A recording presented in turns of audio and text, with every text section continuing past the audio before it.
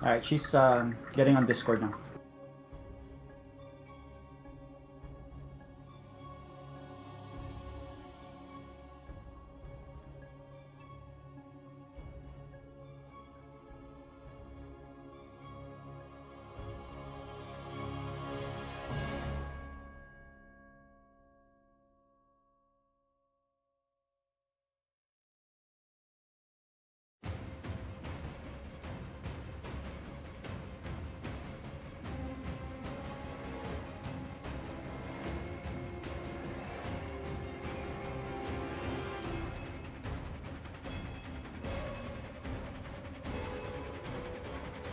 They may take our lives, but they'll never take our freedom!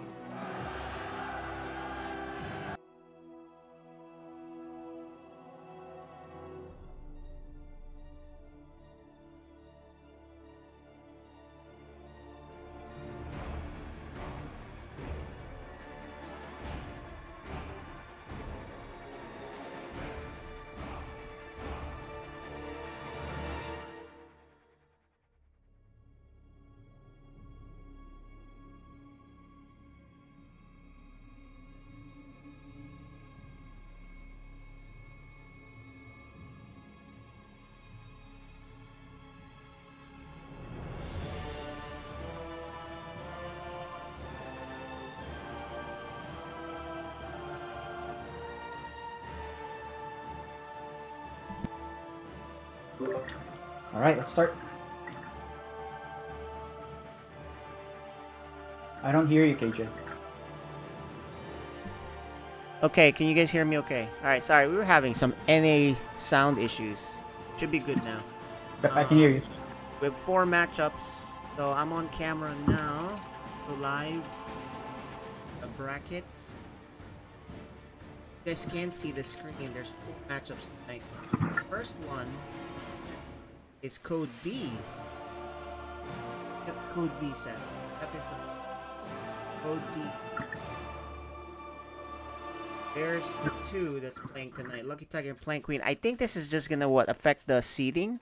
Well, it does, but after talking among the 3 players in question, you have Lucky Tiger, Plant Queen, and Stu Blue, which, you know, all 3 of them are on the same level.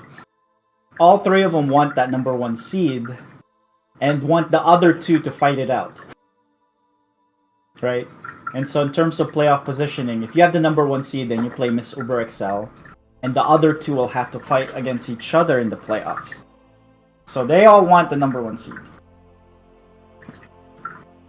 Okay, because there's several games left, right? That's what you're saying. Yeah, right now, based on the way it's laid out, Miss Uber XL's number 4, so that's all already locked. So now it's just a matter of who's gonna get that number 1 seed. So. Alright, well. Well, we can interview the 2 players. Let's bring them in. Actually, let me put on my headphones to avoid any echoes. There you go. Alright. Joining us now are our players. Oh, I am getting echo.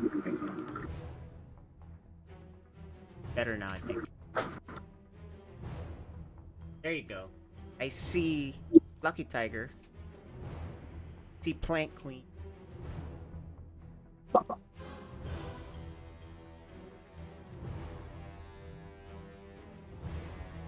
Bit quiet. There right she now. is. There you are. So, you are gonna duke it out. Lucky Tiger, how have you been prepared? I don't know. I've tried. I've been going through a StarCraft slump, getting beat by every corner. So we'll see what happens. I'm confident, not confident. You know, I'm worried about her. Right, She's good. There you go. Well, you've made a lot of improvement. You know, big jump from where you first started the season, even compared to last season, especially, right? So, playoffs is where things just start to get really cool, and then maybe, you know, somebody gets promoted to Code A. But before all that, you guys have to duke it out. Yeah, this is a big one. Big one. Plant Queen. I'm sure you're checking out his practice history, his builds, and he's doing the same. So there's you guys. I advise you guys to have a secret practice account. Otherwise, play somewhere else, some other region. Oh, What do you think? How's the? What's What's that? It's cutting off, I think, Seth. I can't hear. Can you hear me? Yes. Are you stalking my game, Curtis? am I afraid of it? Are Yeah. you stalking my game? Oh no, not at all, not at all. That's probably where my I don't do that, and I'm not a very good scouter either. So it's kind of just I don't know what's coming. So Did you see my sticky notes when you came by the house? oh no, he should have allowed me came in. I should Joseph. I need to go use your computer for a second. Let me. She's got some notes. Okay, some build orders and things like that. That sounds cool. Hey, I'm actually, I'm on a losing streak too. Like 8 games in a row, I just lost a couple of things. Yeah, anybody above $2,000 for me is MMR. It's been whipping my butt lately. Well, good luck. Yes, you too. Good luck to both of you. Maybe you guys are watching some of the DreamHack playoffs going on today. You know, so for you, Lucky Tiger, I don't know if you watched any, but Psystorm has a player, Max Pax. He's made top 8 in European playoffs. He's pretty interesting, fun to watch. And as for Zerg, we have quite a few players. I'm not sure who's doing super hot, but of course you can just look at Rainer and Cyril, Plant Queen. So see how this works out tonight. Seth, any questions? Well, no. We gotta look at Plant Queen's new T-shirt. Oh wow, you ordered that already? It arrived already? When did you guys do that like right away? Cause I ordered mine. When did you guys do rush shipping? No. You ordered it a while ago. That's cool. I got a large order come in, but I didn't do any rush shipping, so who knows what it'll do. Statement night for her tonight. That's what it is. That's why she's wearing it. Nice. Yeah, that shirt gives her a +1 attack right off the bat. Yeah. +1 attack. There you go.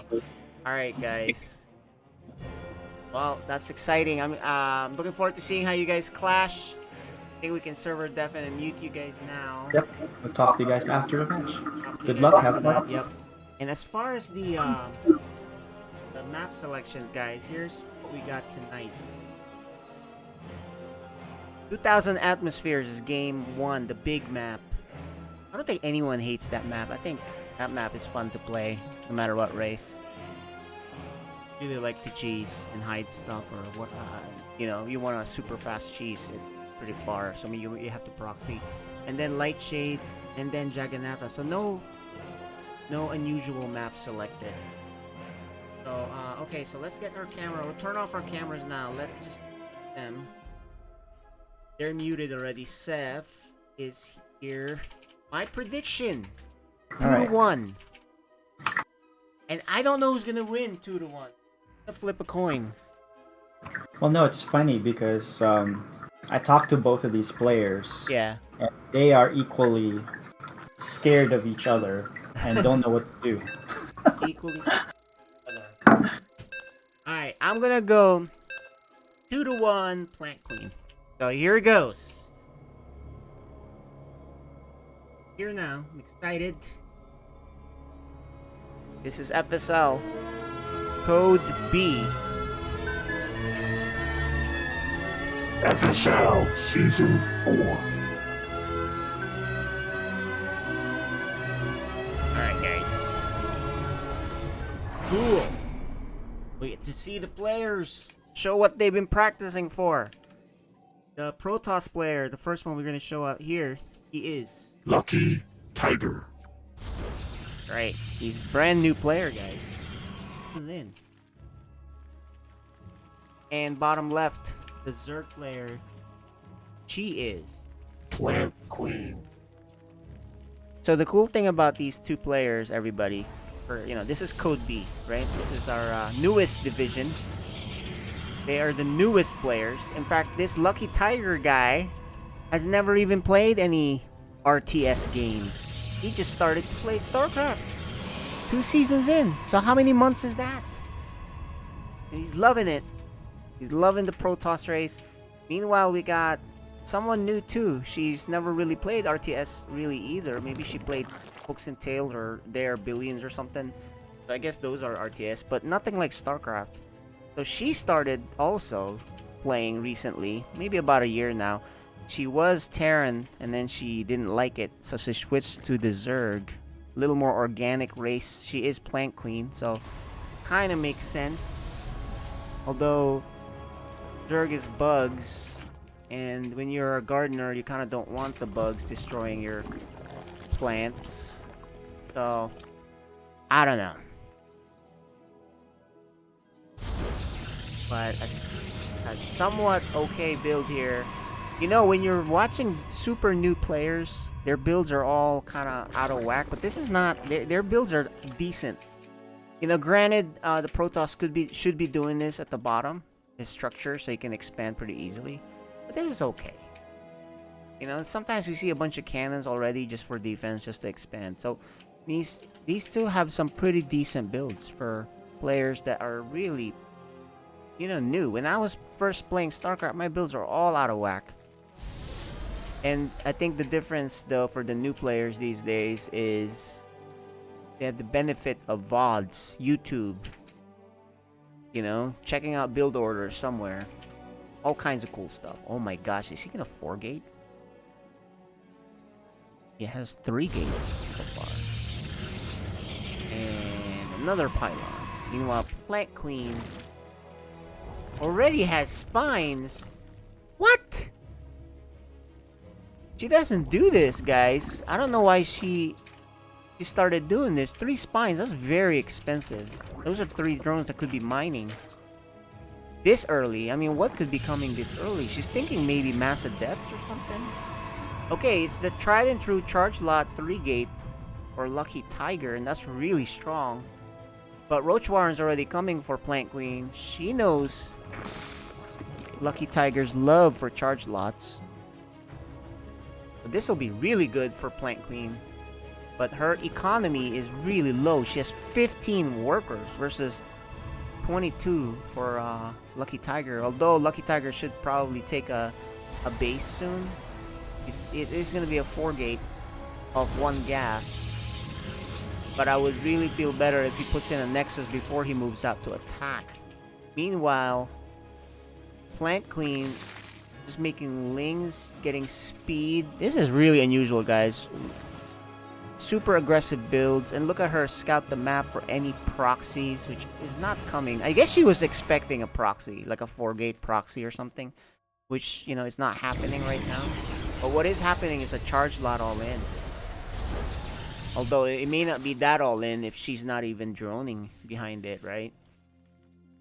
Like she's not really getting. If he takes out the second base, he's fine. And if he actually expands also behind this, he's ahead. I mean, even the workers, look at the worker count. She's not even droning her expansion. So they're really ready for some cheese. Look at this. Ling went all around the map looking for a proxy, which didn't come, and she just missed. She might have seen a few zealots go. Oh, and look at this move by Lucky Tiger Stalkers to kill that Overlord. Very good move, and charge lasts are on the way. I don't know if she knows this is coming. This is a lot of zealots. Those are scary zealots. I think these zealots will kill this base. Natural. There it is, the big attack. A good choke here for the Zerg, though. But the Zealots are scary. Charge lots especially. And an expansion for Lucky Tiger, so that's looking really good. And if I was Lucky Tiger, I'd stay at the bottom. He's not.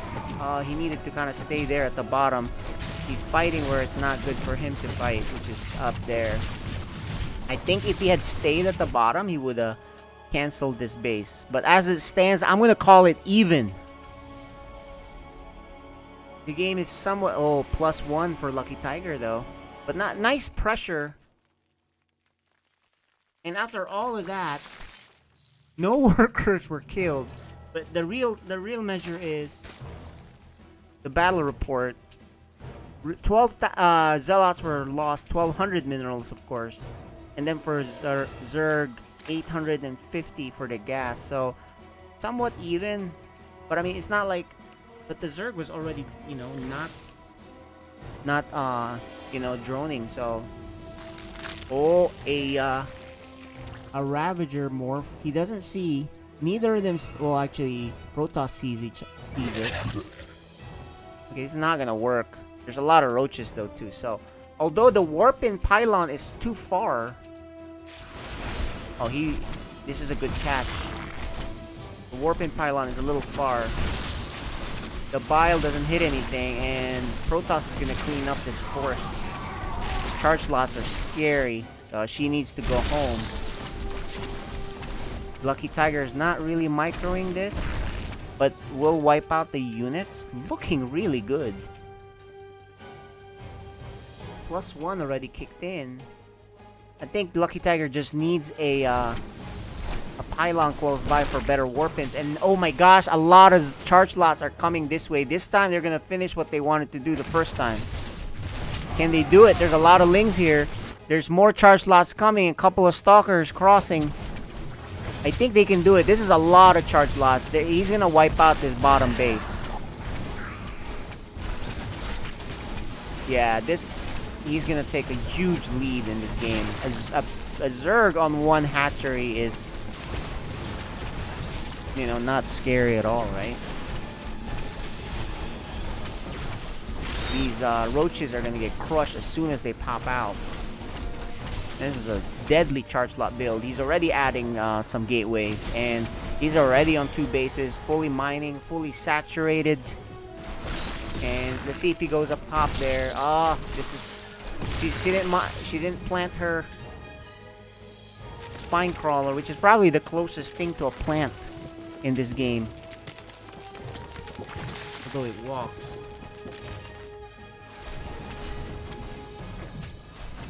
She's trying to kite back, but that is a lot of charge loss. She needs to make more roaches. I think she kind of messed up by doing too many spines too early in the game.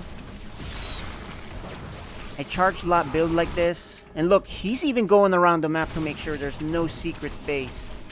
She's trying to hold on for herself, but so many workers have already gone down. I think this is gonna do it, guys. What a fantastic aggressive move, and super defensive early move by the Zerg to put her way behind too early in the game, right? She will clean up, but she's down to three workers. So, you know, I think it's just rinse and repeat here for the Protoss. He's even adding Stargates. Very nice move. I think she got a little too scared. She knows she's behind to come back. Lucky Tiger takes game 1, guys.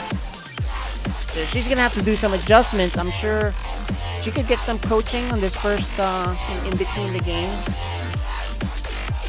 So yeah, my assessment on that is she made the spines way too early. She needed them mining. And then when you're dealing with charge loss, you really gotta hold at chokes. Right? We've all gotten wrecked by charge lot builds, as you know, when we play Zergs, right? So when we play as Zerg. So I think she has to ensure she has 2 full base saturation. And then just hope, you know, create roaches if she suspects that's coming, right? And you know what? Now that I think about it, I think the Protoss's build where he built his structures up front, this choke up front, is just to make sure he doesn't get punished by a 12 pool. He's not comfortable dealing with the 12 pool. So that does make sense to me. So game 2 is going to be in Lightshade, a lot smaller map. So We'll see how that goes. She seems pretty relaxed losing that game. And he seems pretty relaxed winning that game. It's only game 1, guys.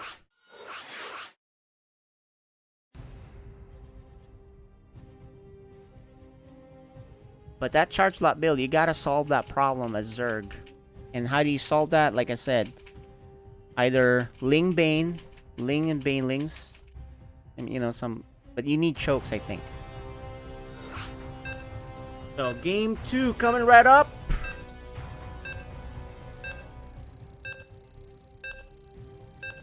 Solo casting this tonight, guys. This is code B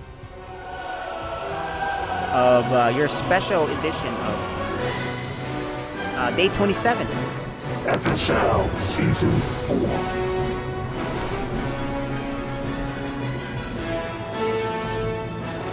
Alright. Top left, she needs a game. She needs a win to come back and maybe win in game 3. What do we call her? Do you guys know? Do you guys remember? You know, she's a gardener, so... Plant Queen. Yes, that's her name. And this Protoss here with the charge lot based builds, very basic gateway unit, but charge lot charge build is the upgrade that won it for him. Lucky Tiger. Definitely not by luck. That was planned. Same thing. So let's see the adjustment she makes. She really has to not... What? Oh, no. She already made a mistake. She made it too far, I think. And then she canceled it. Oh, no. She wanted to make pool first. Okay, so maybe that's what it was. But now she can make it again. Alright. She was scared maybe of some sort of cheese. This is funny. Both of them are so worried about cheese. They're kind of like changing their complete game, you know, game plan here. But what she really needs to drone up. I mean, a Zerg that doesn't have that many drones, not a good thing, right? So don't make the spines too early. Go check out what's up. You gotta rely on the swarm. You gotta build up your economy. That's the key, guys.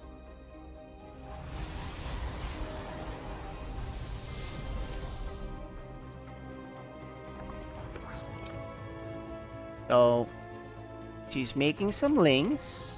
Okay, saturation. You know, she's gonna take a huge lead if Lucky Tiger doesn't get a Nexus soon, right? But she has to not shoot herself in the foot by getting spines too early.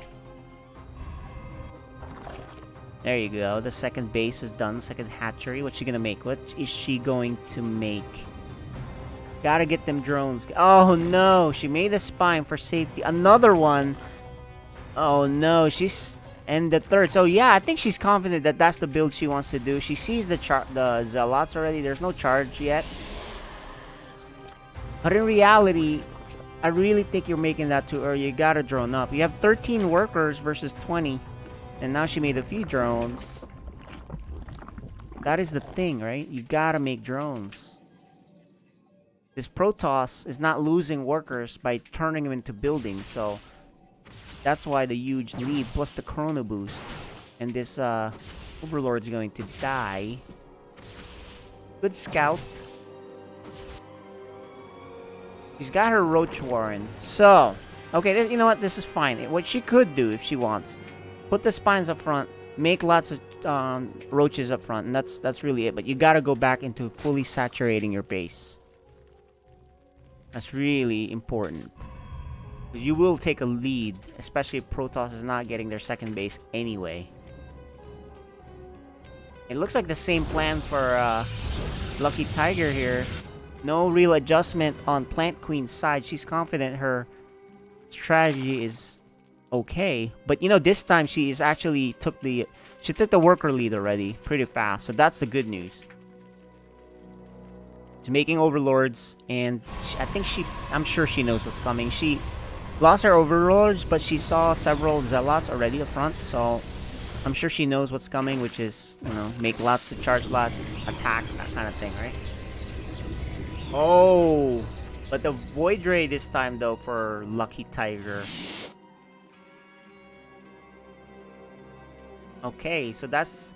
But with charge, but the Void Ray is a little earlier. That's the difference. And you know what? Lucky Tiger, the last time he attacked and then built a Nexus behind it.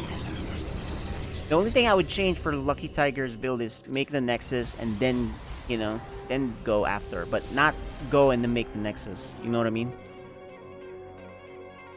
Because he is... The longer this game goes, the better it is for Plant Queen. If she's making workers, but she's not. Oh, she moves the worker. Did she change her rally somehow? I'm not sure. There is an Oracle coming out for Lucky Tiger. This is an odd game, guys. We're gonna have to interview them and see what their thought process is. Because they're going outside the script of what we normally see in games. You know, this is kind of like when newer players are left to their own devices. They got their own, like, logic. They're like, oh, if you do this, I gotta do this. They don't really have the experience of... Sometimes in SC2, it's really just all about total numbers game, right? All mathematics. The more you mine, the more you inject, the more you produce, that kind of thing. Okay, well, charge lots are... The spell is completed.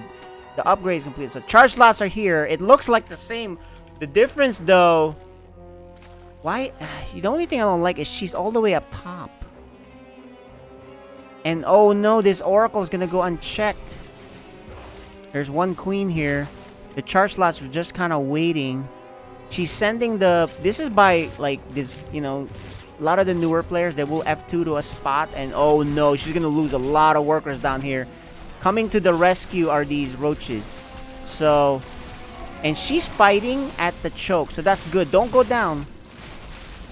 And she stopped losing workers. She did lose 9 workers because of that Oracle, which is getting shot. But I think she'll hold. Oh, she moved out of the choke. I think she should have stayed by the choke, or at least kite towards your zealot, your spine crawlers. She'll survive. She actually has a lot of workers still, despite losing. You know, she lost how many workers?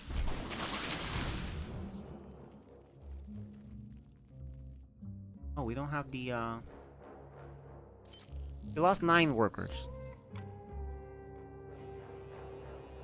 So that was actually pretty bad for Zerg, but they survived. And Protoss has his base. So if I was her, I'd move these spines at the bottom. Oh no, round 2 is coming. She doesn't have enough, and she has so much larva, and she's not making anything. She has some money. This is not good. She's gonna be forced to tap out if she loses this base. I think. She may not tap out.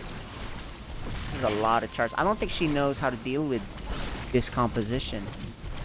But at least she's fighting now by the spines. So she'll survive. But the key is saving this base, which I don't think is gonna happen. She is... Oh, she loses the base, which is not good. Oh, man.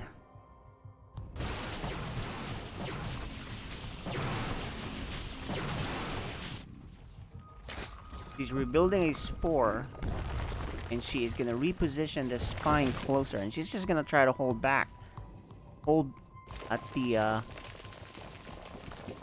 in her main base. Kind of like the last stand. It's like the Alamo for her. She is adding a Hydralisk then. When, you know, once she gets going... this is not done, actually. If she can get her hatchery back... But the key is she really needs to be making stuff. And she stopped making stuff. She has plenty of supply. But there...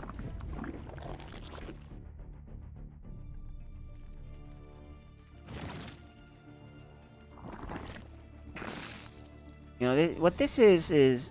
I don't think she knows how to handle the timing attack that Lucky Tiger threw at her both games. And she kind of shot herself in the foot, I think, too, right? With the early spines and not saturating her base, because she should be able to hold that. Anyway, here he goes. She should hold this one up here. Got plenty of spines and spore. So, totally good defense for her. There's 2 queens, too. So, actually wrecks his attack. And she should expand behind this. And Hydras are coming. And she'll also kill this Oracle, which she is not moving back. Alright, well, she needs to expand because she is behind workers, behind the base. This is her chance. There's the drone coming. You know, it's still possible at this level for you to come back.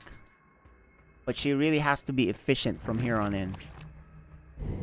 She needs those kind of fights again, right? Where she just absolutely dominates, which she did. She has the Hydras now. They need to be in the back, though. They're going to get crushed. Void Rays are here. So they will fare better than the Oracle. For her, she's adding another... Oh, she's going to knight this. Very cool.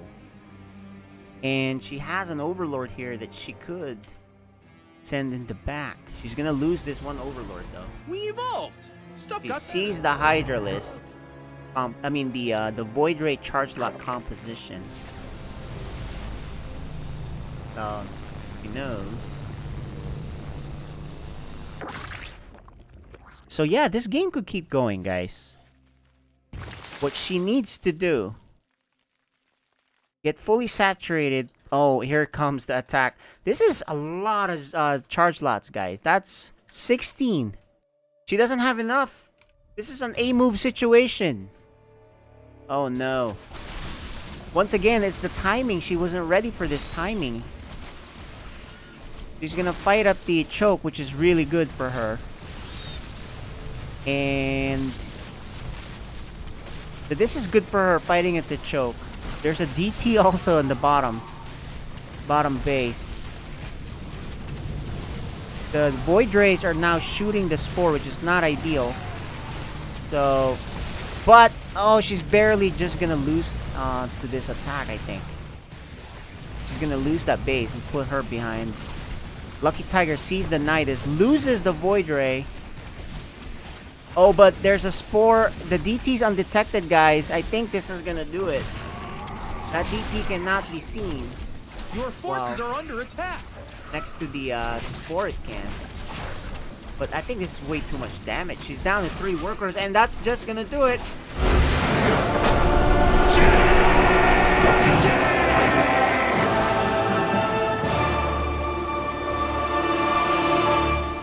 Alright, well, that was quite a timing by Lucky Tiger. Both games. Really tough timing. So, let's chat. I got a couple questions. Plant Queen, you had 3 spines really early. Were you anticipating something crazy from this Protoss player? Yeah. Proxy Gate or something, probably, right? Something. Yeah. Yeah, something, yeah. So I think that was a good idea. It's just a little too early, which means those 3 workers were not mining, so it kind of puts you behind the whole game. So that's a minor thing. Other than that, I think your idea was good, where you just kind of brace yourself for a big attack from the Protoss. Because once you get settled, it's your turn to fight back. But, I think that's... What are your thoughts on the game? What you think you can improve on for next time? I don't know. I'll have to think about it. Got it. Yeah, and that's a good answer, because you want to review what happened. Talk with some consultants. I'm sure they'll give you some tips. Consultants have not been very helpful. They haven't been helpful? Oh. Well, Dark Menace will help you for sure. Or even Regret should help you. He's a Zerg player. Alright, well, Lucky Tiger. Congratulations, very good builds there. I mean, that's really powerful. A lot of Zergs don't know how to stop that charge lot attack. That's really tough. What they typically do is, make some walls, have some roaches, hold on for dear life, and then when they hold on, they punish you and they kill you back. But it's really hard, and your timing was really early. I think if she was had a little more time, maybe another minute, it wouldn't work. But you hit right before she can brace for it. So nice build. How did you come up with that? It was pretty sharp timing. First of all, Sharice, hugs. All right. Feeling good about this matchup to begin with. So I knew that I wasn't prepared for you. Don't say that. Yeah. It's just a lot. So, Okay. the build setup, you know, I just heard a lot of 4-gate this, 4-gate that. I was just trying to see if I get my army up fast enough. Like you guys see it like a previous game. That's kind of the setup I did. I'm comfortable against Zerg just because of that. It's just like, all right, they ain't gonna have no, flying guys anytime soon. So if I could just make sure that I keep those Zerglings from coming inside that little spot, just since the Zealots are stronger bots than the little guys, then I'm just going to rush her with that. And just been practicing that build, just for the Zerg. Now, got a lot more work for Protoss and Taran, but just that 4 minutes in, double boost on the Twilight, and then kind of either just go with oracles from there, or but as long as I keep Zerg from getting that 3rd or 4th base too soon, and get them before they overdo roaches. Well, yeah, good that yeah, some good logic in there, and this is a regular season game, so I think in the playoffs you may run into each other again. So you're gonna have to come up with a new build. I think she'll be ready next time. Can't wait for it. All right. So congratulations. So, any questions, Seth, on your side? Nope. Good games. Let's bring in the next ones. And looking at the results of that, now we know. Real quick. If it's 1 versus 4 and 2 versus 3, they'll rematch. I'm not sure the format for playoffs, but we're still got another set of matches to go for us to finalize. So whoever gets the second place, I think the first place is now gonna be the game next Wednesday, which is Stu Blue against Lucky Tiger. Winner takes first place. Oh, loser will face off the number 3 seed. Okay, so still ways to go, guys. First, but the next match we got. Yeah, let's bring him in, and we can bring interview. him in. We're now in Code A.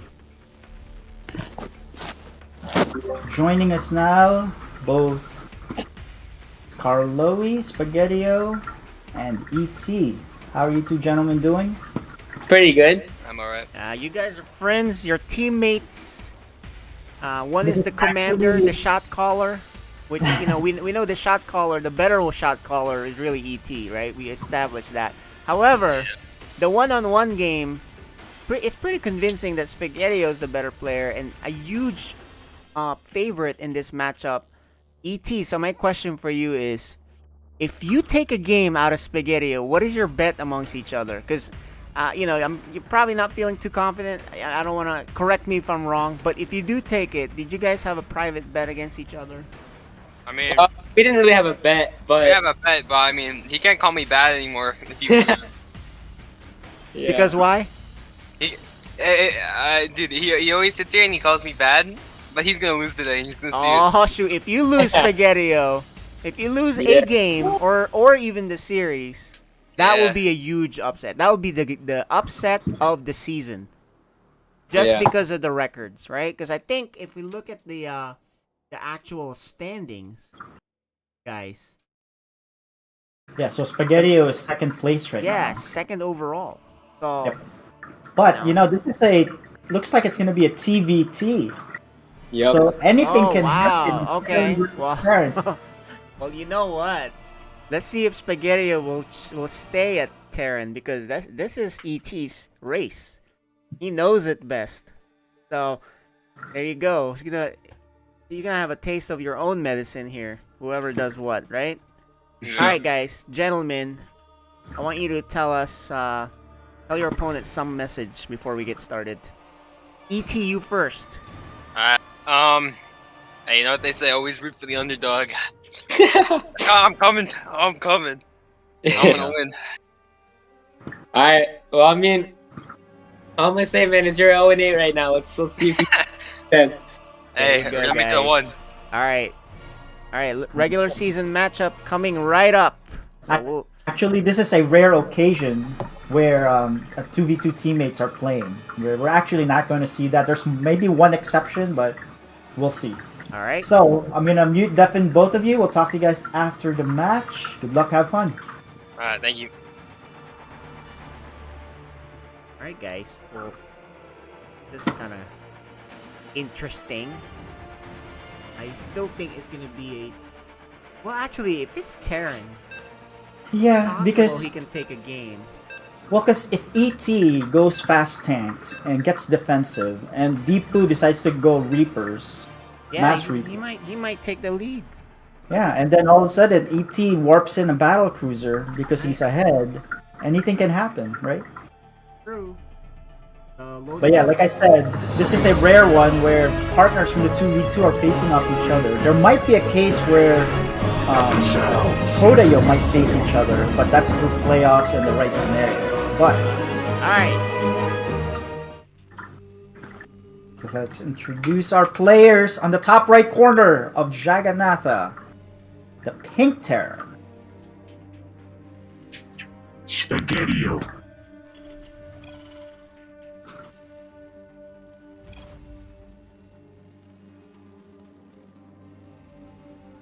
And the bottom left corner, Challenger, the underdog. He is. Face ETTT there. Okay, so Oh yeah, that's right. I forgot. he's gonna close right away. Yep. But there is a gas for Spaghetti-O, no gas for ET. And he's Yeah, so- actually going to scout pretty fast. Yeah, there's the gas. I was gonna wonder how long he's gonna go without the gas. I mean, typically you see that if the guy wants to put down the command center as soon as possible, but in the TVT you don't want to do that. Second, gas, which is good. He can get to the factory tech real quick. Right. Yeah, So the disadvantage with that is you won't get your full mineral harvesting going. You'll be behind a little bit in some of the structures. And also, him putting down that second supply depot really early also slows him down, right? Yep. But, I think this is the thing with these two, right? If things get settled, I think ET should play a better game. The one thing he doesn't do right, for someone who has the experience, is he doesn't seem to. As I say that, he gets the orbital. Because there's many games he just kind of delays that for so long. But he took the advice from Spaghetti-O. Says, hey dude, get your orbital, man. You always forget. Yeah, and also his factory is very late, right? You kind of want to get that. Even if you just want to make some Hellions in the beginning. But you need factory attack ASAP. Yeah, and he's actually very greedy. Look at him. He's getting a command center too. Like, as if he's not worried about a double proxy Reaper thing, That will kill you. But he's like, nah, Spaghetti won't do that. Alright, so there's a reaction. He's pulling his workers. He just needs to bring these Marines over. He doesn't need to... Yeah, there you go. Bit of an overreaction there, but... And looks like it's gonna be delayed. Yeah, that's gonna be delayed now. One thing about Spaghetti-O, he knows how to, just really play, right? He may not have the right builds exactly, or no Taran as well as ET, but he just knows how to. He's a gamer, right? He knows harass here, check down here, back off, leave your Reaper. Those are kind of game skills, right? When you play think that's enough. more experience, right? More Because I'm experience, sure exactly. it's he has more StarCraft games under his belt, hours-wise. Oh, but perfect scan. scan. He sees. What is that? That is. Yeah, fusion core. Yeah, because look at how close this proxy is. This is a ridiculously close proxy. Of both starports. That's crazy. He knows battle cruisers are coming. It'll take a while.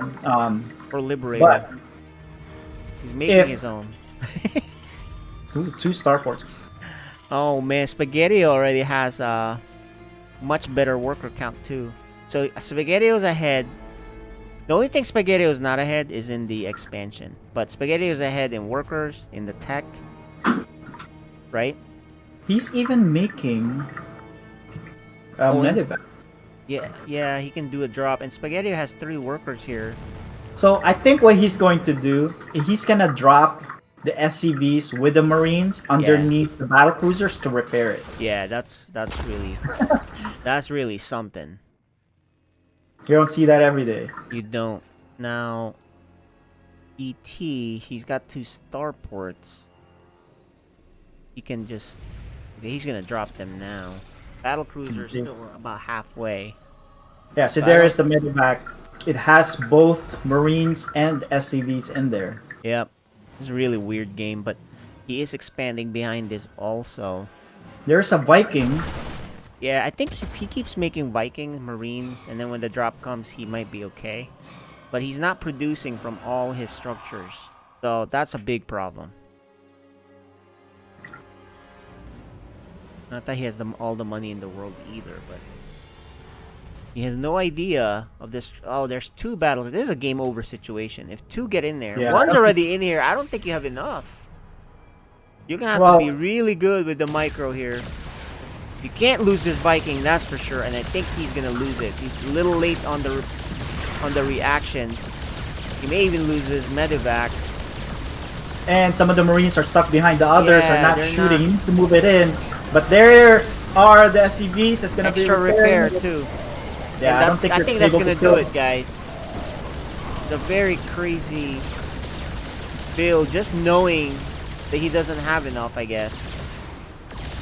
Battle cruiser's not gonna go down anytime soon. ET has a lot of workers, but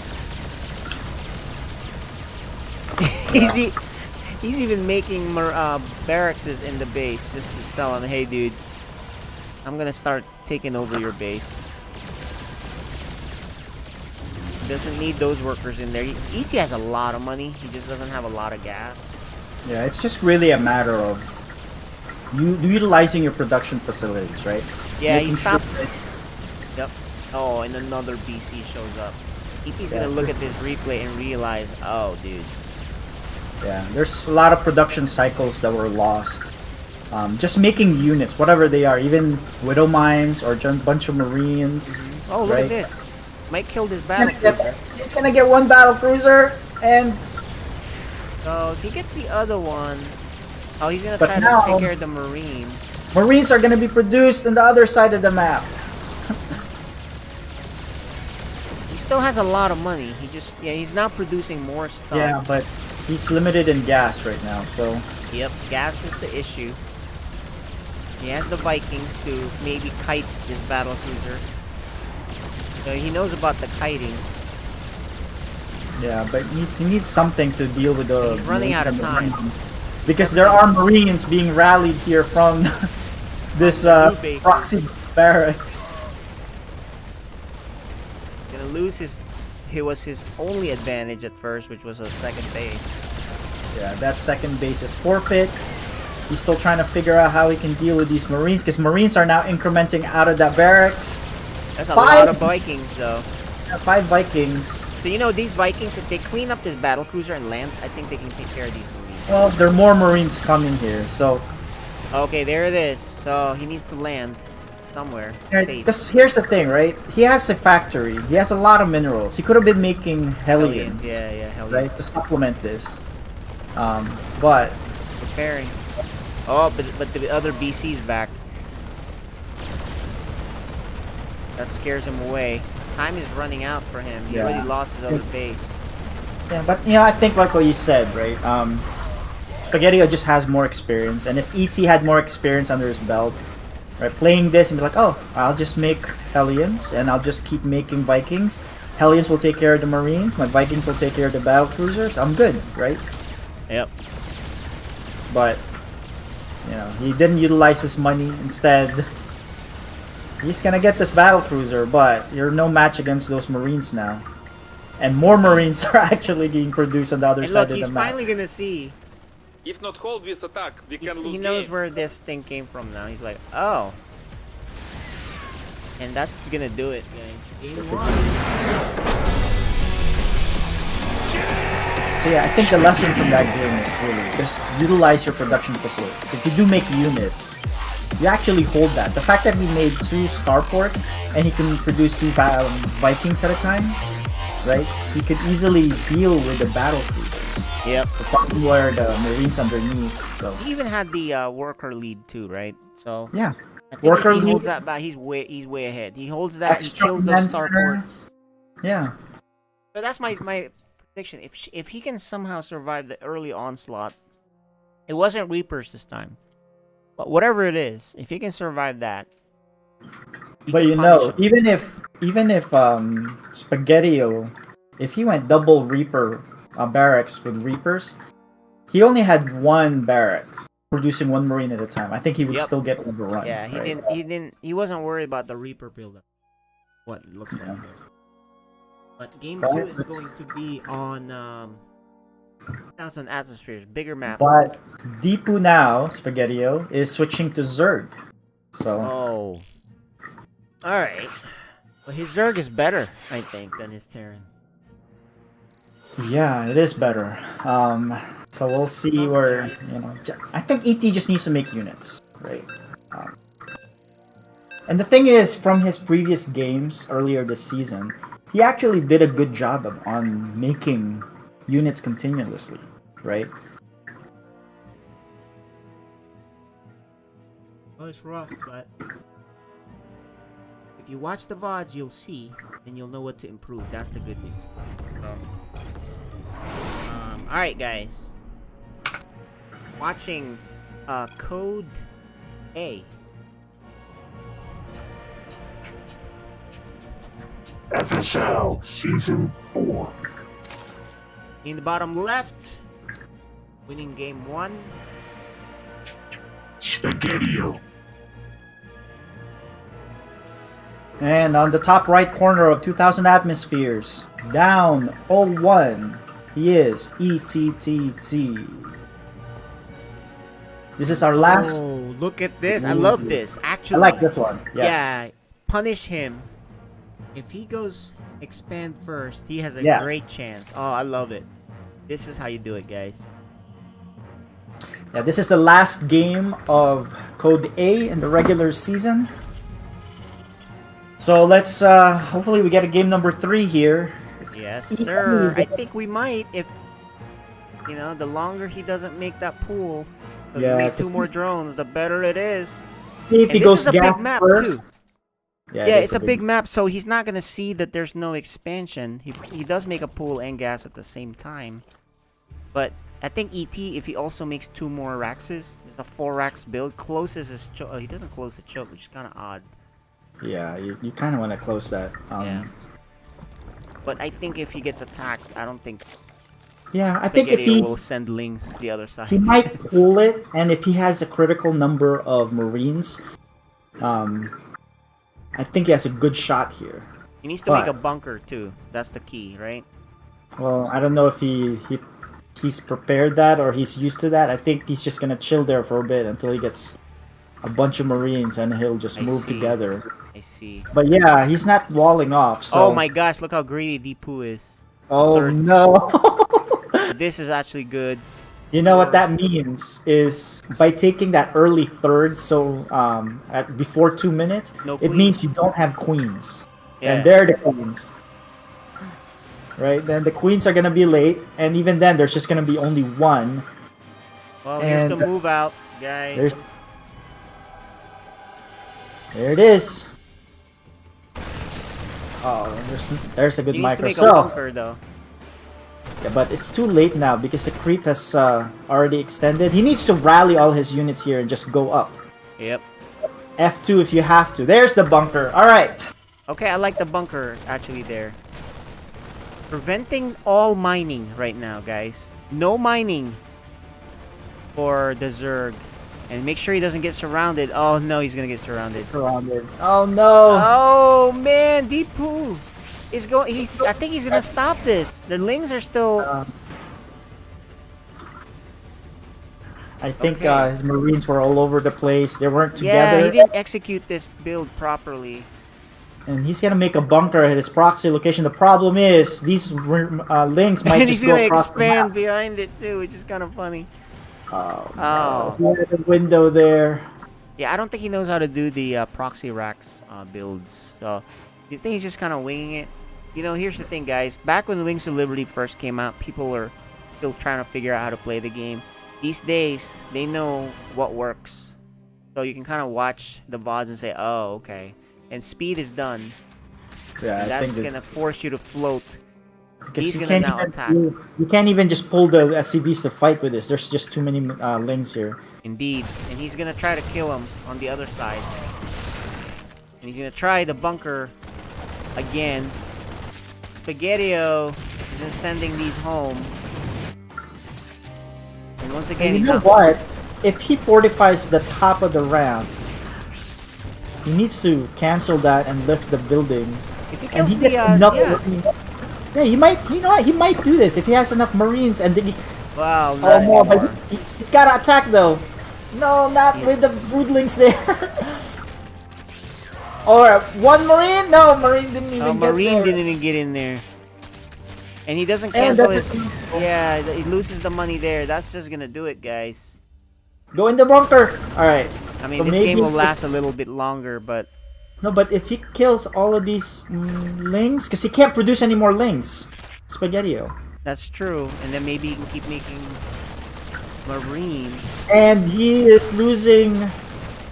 You know what? Oh, wait a minute. Wait a minute. He can't produce any more links. And he's mining again. He has a base. So look, a Spaghetti-O staging makes point. eight drones. Yeah. But he can't produce any more links. If he loses this group here, but although, alright, I think this game is all about who makes the most mistakes in the end here. Yeah. If he just keeps the Marines together, he can fight this by kiting. Well, I right? don't know if he knows how to do that. But even then, if he... this hurts. He's mining again. He just needs to close this choke. Yeah, but he's gotta go soon because pool is almost done. And once pool's done, then more links are gonna be coming in. Yep. Okay, so he's gonna counter. This will force him to go in and attack. Watch. Alright. He still hasn't closed the choke. And there it is. He is gonna get an SCV out in case there's a weird thing here with base trade. All right, here goes. What's he gonna do? He's being attacked at home. He has nothing at home. No Marines. What you gonna do, ET? Yeah. So this is What the you time gonna do when the they links are come out. for you? I think this is over. Yeah, He lost that window there because I think he could have done a lot of damage. Yeah, the links are the pool is done. So some things in here, you know. Fine. Unless Spaghetti-O throws all his links to Oh, try look to at this. kill He that makes a bunker. secret base here, thinking he can somehow come back. However, Spaghetti-O is now going to do a surround and will actually run into this base. Gonna float this one down. Oh, he just misses He's gonna it. miss it. Does he miss it? Yes, he missed it. But he's gonna surround. He has Oh, enough. He has enough to finish this off, though. Yeah, that's it. With the queens.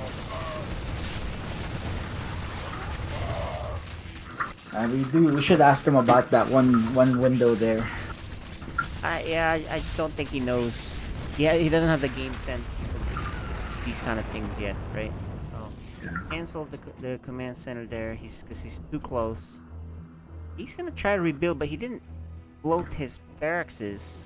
Yeah, that's it. So I don't see him coming back anytime soon. He has one SCV. Spaghetti-O just has to make mutas, which he's going to lair now.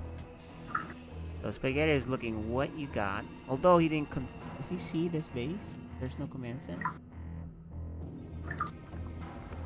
Yeah, he's getting all the gases, so he's like, yeah, I think this is gonna go into a hidden base situation. Yeah, but it's just a matter of time. There's only a finite number of possibilities, and so the links are just gonna go through all of them.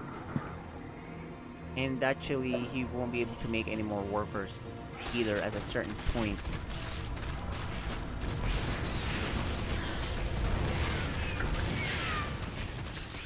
And now he's gonna see you. Spire's getting built. 2 more hatcheries. This should end the game. It's really just about, oh, he's gotta kill that one day.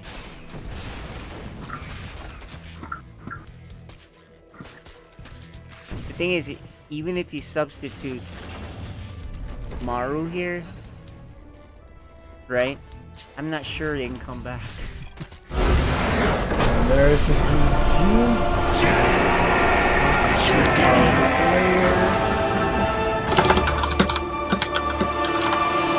Good games, guys. Well, guys, ET, it was a good idea. You actually could have done it, but you didn't send your units right away, and you didn't close your choke. You didn't make a bunker. Small things like that, and you actually almost had him because you killed his pool. I know. I killed the pool. I think I should have waited for the bunker because I finished the bunker and then I ran away. If I built the bunker the first time and just protected it, I think I would have had him there. Absolutely. That's the key. Yeah. I gotta slow it down. It was a good idea though. It was a good Even idea. then, also, even then, you still had a lot of chances afterwards. When you killed the pool, he had about 10 or 11 lings left, and he couldn't make one for a long time. He didn't even start his pool again. And you had more Marines than lings. And all you had to do was just go attack him. And he had no way to make lings for a long time. And I think when you sat there, like we were thinking, is he gonna go? Is he gonna go? And you had that window. Yeah, but as soon as the pool finished, there was just a ling flood at that point. Yeah. I don't know. I got scared because so basically what I always forget once he gets metabolic boost, they're like super fast. So I was like, okay, there's some attacking my base, and then there's the ones that defended. So I thought, okay, I only have like 9 or 10 Marines or whatever. If I attack right now, I'm just gonna get like destroyed because he has like a trillion lings. But I don't know. I thought he had more than just the. So here's the good news, ET. The game has been out for 11 years. People have figured out the best way to proxy racks. I would suggest watch some YouTube videos and you'll see how to crush Zergs like this Spaghetti here. He gets really greedy. He was really greedy on that one. So, but anyway, nice try. You had the right idea. Spaghetti, congrats on winning. Thank you. Game 1 was very entertaining. You're lucky, ET didn't spot that proxy, man. That was very ballsy. That proxy was right there. That was crazy. What were you thinking on that? That was pretty funny. Well, we were doing the vetoes, and then he said, "What map should I?" He was talking about the maps, and I was like, "Oh, this map's pretty good for air proxy," and he didn't ban it, and then I went for it. So you gave him his idea. Got it. Yeah. All right, guys. Nice. And this game really isn't a playoff relevant game, right, Seth? But it does help solidify him as second seed for sure. So playoffs is coming back. Second seed, he's going to be facing against Casper. Oh yeah. That would be on next Friday. Okay. Spaghetti, you got a tough Zerg coming out. So good luck to you in the playoffs, ET. Nice job seeing you here in season 1. You were actually pretty good for someone who's never played the game. So I think just a few tweaks here or there and you'll be a contender. So thanks for playing this season, man. Any shout outs for you want to make? I mean, shout out to Spaghetti for getting me in here, kind of being my teacher. So that's about it. Got it. Cool. All right, gentlemen. Talk to you guys soon. Thank you. All right, GG's. Right, now we're gonna head on to our 2v2 match. 2v2 matches. Yeah, 2v2. Yep. So with this 2v2, I think we'll still have to figure out what's gonna happen with serious people. But I think if Benzel wins, they're in. If Benzel wins, they're in. That's right. So let's bring our players here. Yeah, they haven't even started they vetoed, but they haven't started their map selection. So yeah, so joining us are both Old and Gold and Benzel. Hello. The big boys are here. Hey guys. The big boys are here. We got the little boys playing next week, but we got the big boys here for now. Before we actually continue, I'd just like to ask them to finish out their map selection so we can prepare the lobby. Yeah, we can watch that live as the map. So I think it's Old and Gold's map selection that they wish to play. Right. They're really. Excuse me for a minute. Hang on, I'll be back, guys. Sorry. Alright. Just chickening out. Alright, I got it. It's okay. He doesn't know the maps anyway. Mizel, you pick the maps. Alright, there we go. All he's looking for is a place to do his DT cheese. Well, he's not playing with Protoss though. Well, that's what I'm saying. He looks for that map. That's all he cares about. He doesn't know how to select map. The third map incoming. It's a very important 2v2 game. Match. Yep. There's no pressure on us though, right? We Yeah. can just upset. Yeah, we can't you're just, be victorious, but we can upset. Yeah, you're spoilers at this point. Oh man, I love that. We've been waiting for this all season. This is the one we This circled. is the first time that we strategized and practiced. We're ready. Yeah, so Old and Gold won't make the playoffs, but they can certainly mess with Denzel. Actually, I'm gonna remake the game. Hold on, because we have to do it in US West. Alright, So that's the situation, guys. Alright. There will be spoilers in this 2v2 match. StarCraft, sorry.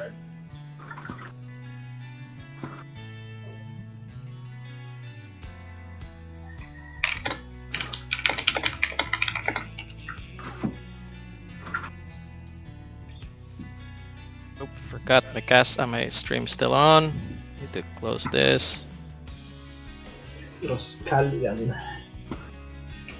Alright, so Old and Gold, you guys have actually been preparing. I think it's because you guys have no pressure in this game, so you guys can just relax. But, you know, you guys are prepared for this game? We have been preparing all season for this one. This is the highlight of their season, is to spoil someone else's I know, right? Come on, guys, be gentle with us. We'll be So real what's- gentle. I know, right? So what's in store for us, Seth and KJ? Well, you win, you're in. If we lose, we're Well, if you lose, waiting. it still depends on some factors. Okay, So got it. But so make it easy for me. If you win, Just- you're in. All right, so we just need to win this to be in. Okay. Yes. All right. Oh boy. Pressure's on us. No pressure at all. I know, right? Alright, Just well, the we need biggest that game of last your map. lives. You guys need that last map selection from you guys. It's done already. It's done? Yep. I gotta refresh it. There it is. Okay. All right. Game, All right. I don't even know what map this is. Well, you guys, good luck. Me and Seth will be casting this and laughing all the way. Let's see our Entertainment is my game. our fancy builds. All right. Sir Malaga. I guess my question was to Casper, are you going to be playing Zerg tonight all the way, or are you going to be mixing it up? I gotta make him earn it, so I gotta play Zerg. Yeah, make them earn it. Okay. Yeah, I gotta play Zerg. I know, So no freebies, no luck out of the draw. Yep. Gotta make him earn it.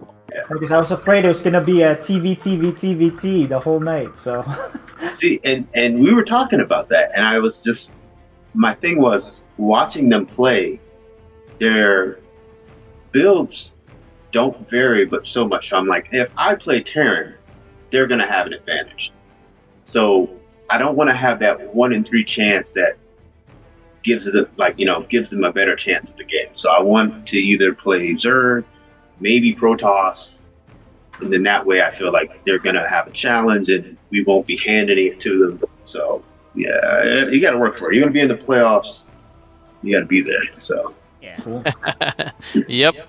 This is good. This is good too. So we get to play better, or we need to earn it. Especially We're our the doorway, build we're the against doorway to your playoffs, so Well, I'll start off. All right, so you just need to have Sir Maligan join our lobby here. We can get started. All right. What? Hang on. Sorry. So I'll yeah, start. if Benzel wins this, they're in the last slot, the 4th seed, which then you'll be playing. The first round will be Kodeo. But if you don't, we're gonna have to see how it ends up with the other game next on Friday or Alright, on guys. Wednesday. Yeah, and the thing is, you know, this has implications for what is it? Off by saying this: do not blame that game on the defense, okay? Jim Mora said I something don't pretty care interesting. who you play, whether it's a high Right, school guys. team, a junior college team, a Playoffs? college team, much less an NFL team. When you turn the ball over 5 times, I'm just 4 motivating you guys. interceptions, I gotta 1 motivate for a you. touchdown, 3 others in field position to Oh. set up touchdowns. You ain't gonna beat anybody I just talked about. Anybody. All right. And that was a disgraceful performance, in my opinion. Okay, So guys. Through that we game. can't. We They gave can't it hear away it through by Discord, doing but that. I know. yeah, I know it's gave going them through the friggin' Twitch, game. but Yeah, I can hear it very, In my opinion, very that faint. sucked. that's okay. Yeah. That's right. It's okay. You know, you Well, can't good turn luck, the ball guys. over 5 times like All that. right. Not Holy go to your crap! I don't know who the respective, hell we lobbies, think and we'll we talk to you are guys after the when we game. do something like that. All right. Good luck, guys. Good luck, gentlemen. Okay, Seth. They're muted. Oh, they're not here. I don't know who's gonna win this. I think it's 2-1. Benzel. What do you think? Yeah, I think it's gonna be Benzel. If it the way that Olden Gold could win this is if they do a pretty early timing and they win it by the mid game. But I think if it gets late game, the experience and the veteran players that they are, I think Mizel and Sir Maligan will just win out. Well, guys, here we go. 2v2 special. Last few games of the season. FSL Season 4.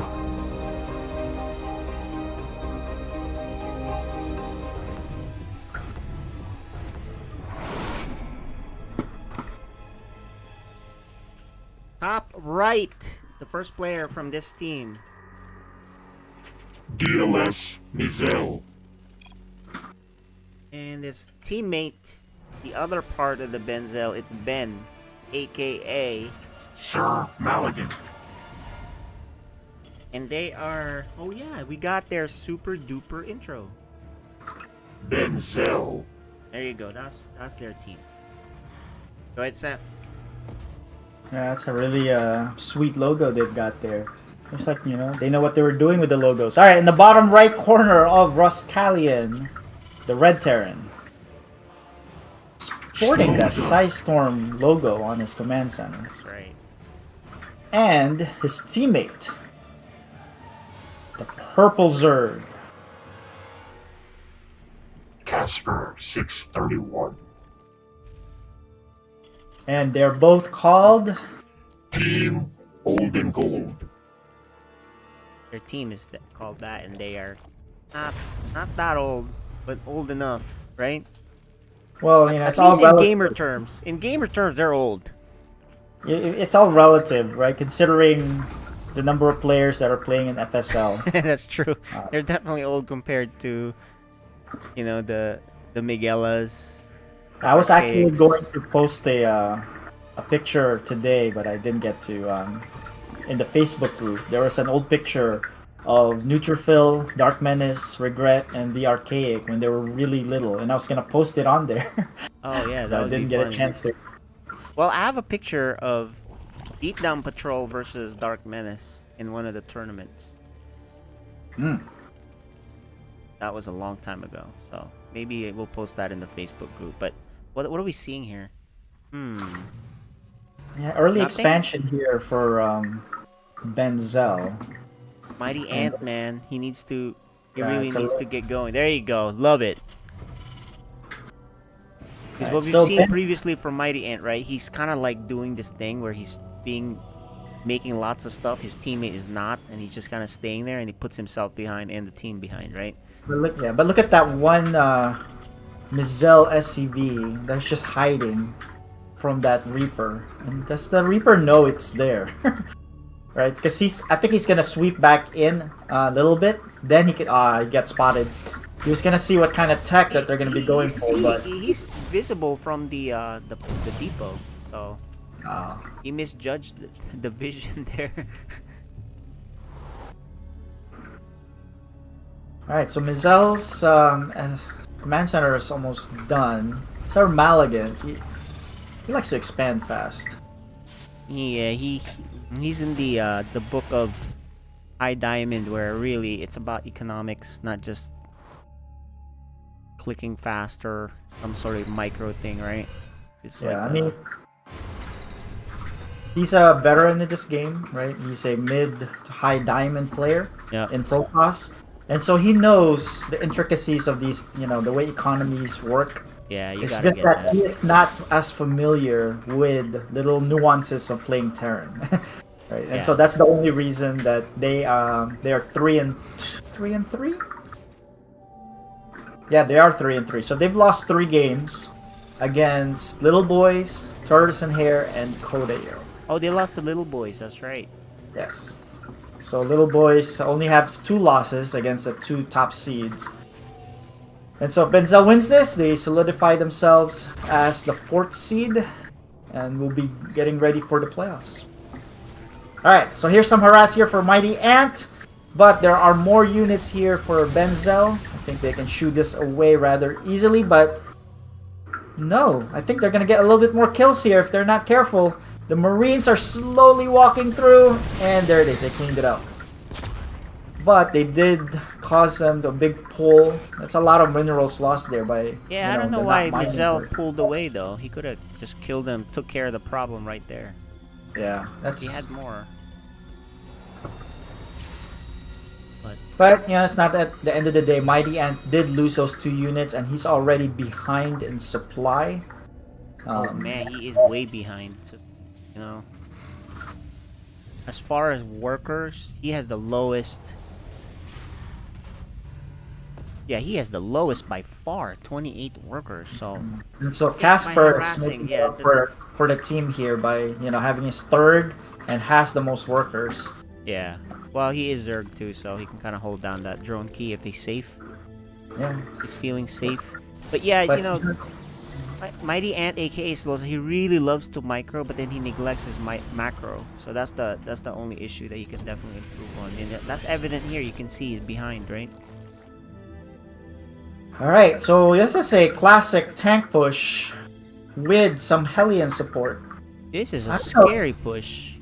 Yeah. Are they making units? I hope. Okay, so yeah, Casper's making 14 lings. He knows it's coming. He needs to get that tank in the right position here. He is making a spine. And he has Vikings. So that's yeah, good. I think the Vikings can clear out, these spotters very easily. Yeah, that's good. So the Vikings from Sloza is really good. Yep. And I think this tank can help them. The lings are gonna pop out soon too. It's funny, these queens are anti-air also, so. Yeah, I think they're fine. There are 2 tanks here. The lings are gonna come in, but don't want to lose them to all of those Hellions. He just wanted to take out that tank. Yep, 1 tank. This prevents them from actually pushing in. So you don't want to lose these queens though. So he safely backs up. Oh, to look the at the cover of transfuse. It's beautiful. Nice. Alright, so 22 more lings. They're reinforcing. They want to hold this. Yeah, I think at this point, if you're Taran, if you're Benzel, right, you need to just, you know what, we didn't do well there, let's just pack up and leave, right? Oh. But you know what, they could get swarmed here if they're not careful. Sergio Slosa's tank was way too close. I think he got too close on that. But his other tanks are in a good spot. Yeah, I think. Oh, yeah. There's Hydras also. Yeah, now that the tanks are gone, right? Sloza's tanks can just safely push up and take care of that bunker. But, he's not moving them. Yeah, he needs to leapfrog them over. He has another tank coming. And Benzel is reinforcing this. So, execution-wise, though, I think There you go. Now he's moving forward. There you go. Yeah. Right, so he can easily take care of that 1 bunker. You don't want to lose these links though, as Casper. He has a mine. Nice hit. There's another tank back here. The queens need to be up front helping out. Alright. So after all of this, what are we seeing here? Yeah, so this is the thing about queens, right? You can make a ton of queens, but if you F2, they're not part of the F2 unit. Right? Yeah, I'd forgotten that. So he made a ton of queens, half of them were on the right side. So I think when he F2s, the other queens are So just he does sitting there. like You to really F2. have to babysit them. For me, I always have to make sure I put them in a specific control group to call them, to recall them. Well, it's always better to have a control group than relying on that F2 anyway, right? Yes. Nice job killing that tank. Sergio's tank is in good spots. He has 4, and yeah, they're gonna. This is funny. Both of them. Malagant made 2 sensor towers for some reason. Well, no, because he Incoming thinks, drop. Ooh, this is a good drop here for Mizel, but there are a lot of links. Are they gonna run? Oh, if he kills this lair, the lair. That's gonna fall because He the actually damage has, output on that is really high, and he can just safely leave at this point.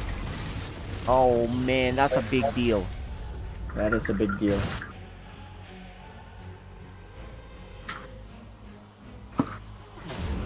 So look at those 2 sensor towers, completely naked and exposed, but it's just sitting there.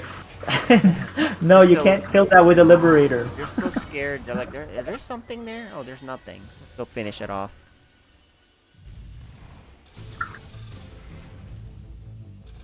Alright, so true to form, Sir Maligan at this stage is transitioning to battle cruisers. He's been doing that all season. And Mizel is just gonna go full on mech. So Yeah. battle cruisers and mech here. I think this is the strategy for them, honestly. Because Mizel's ping, he's best doing mech. So. Yeah, but this is what I'm talking about. If they don't kill Benzel in the mid game actually by mid game, I don't think that they're gonna fare well. So this is their chance here when they push, but it's gonna be hard to push with all those units and tanks there already. There's 4 tanks in there. There's a lot of units here. They don't have enough.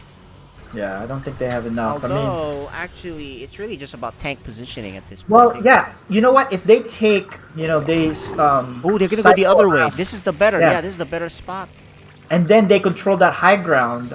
That would be the best way. And look at Sir Maligan just expanding all over the place. Yeah. They don't know about the sidewinder that they pulled on them. Yeah, but now it's all about execution, and that's good to see. They move together, and at the same time, here it is. Needs to siege now, though. Siege now. All right, here it is. Oh, but he left his tanks. No, he left Casper didn't protect the tanks. He just kind of went on his own thing. That was the whole point of the thing, is the tanks. They lacked the coordination there. Oh man. All he had to do was stay with the tanks, and that not would have been the game-changing move. Yeah.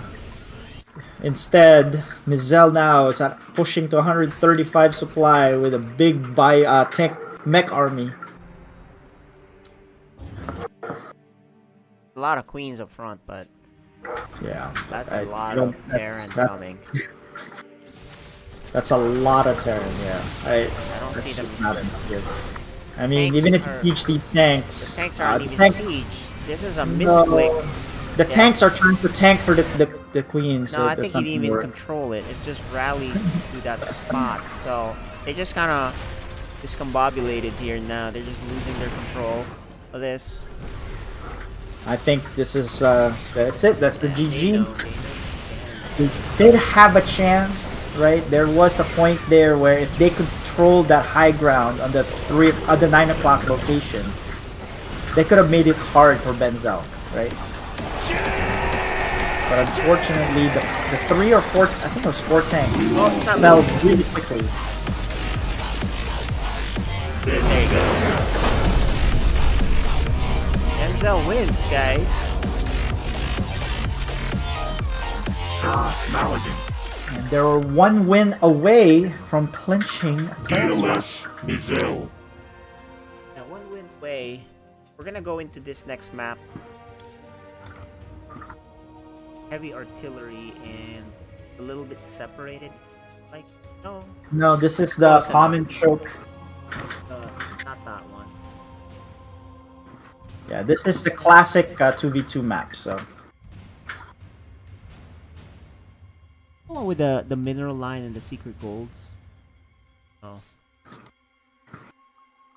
And then Yep. you can mine out the front minerals so that way you can get through closer, but no one ever does it. well, you can use that to do a quick attack, especially as Taran, because then you send down your mules to open it up really quickly. Alright, well, here you go, guys. Last life for old and gold.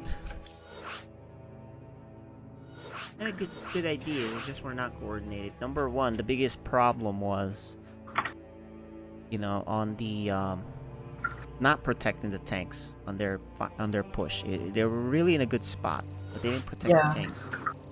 Because that is the backbone of your attack. And once they lost that, that's it. They had no chance. But can you imagine if they did hold that, and Benzel's units were funneling up that ramp and getting shelled by those tanks? Yep. And then the Hydras will just finish out the low health unit very easily. Yeah, you're right. But forget about that now. They gotta do it right here. But the bottom left, they want to win this. Right, that's Sir Maligan. And the teammate, they want to win this. DLS End this. Mizel. Team just wants to get out of here. Benzel. On the top right corner of heavy artillery, the red Taran. Sloza. And his teammate, purple Zerg. Casper 631.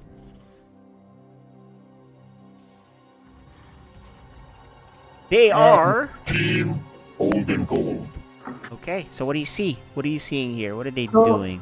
I prefer the Zerg to take the front bases, right? Because then he can take the second and third in the front and push the creep out. Yep. And so then let the Taran, your partner, take that back base and it's safe. Yeah.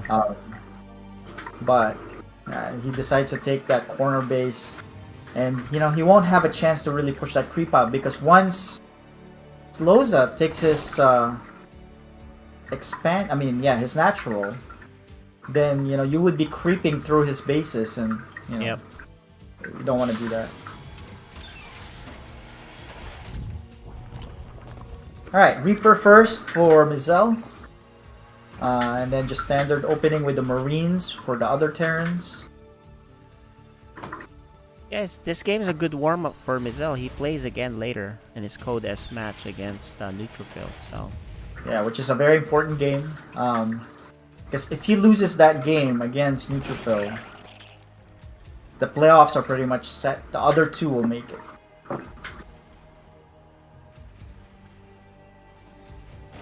Alright, look at this.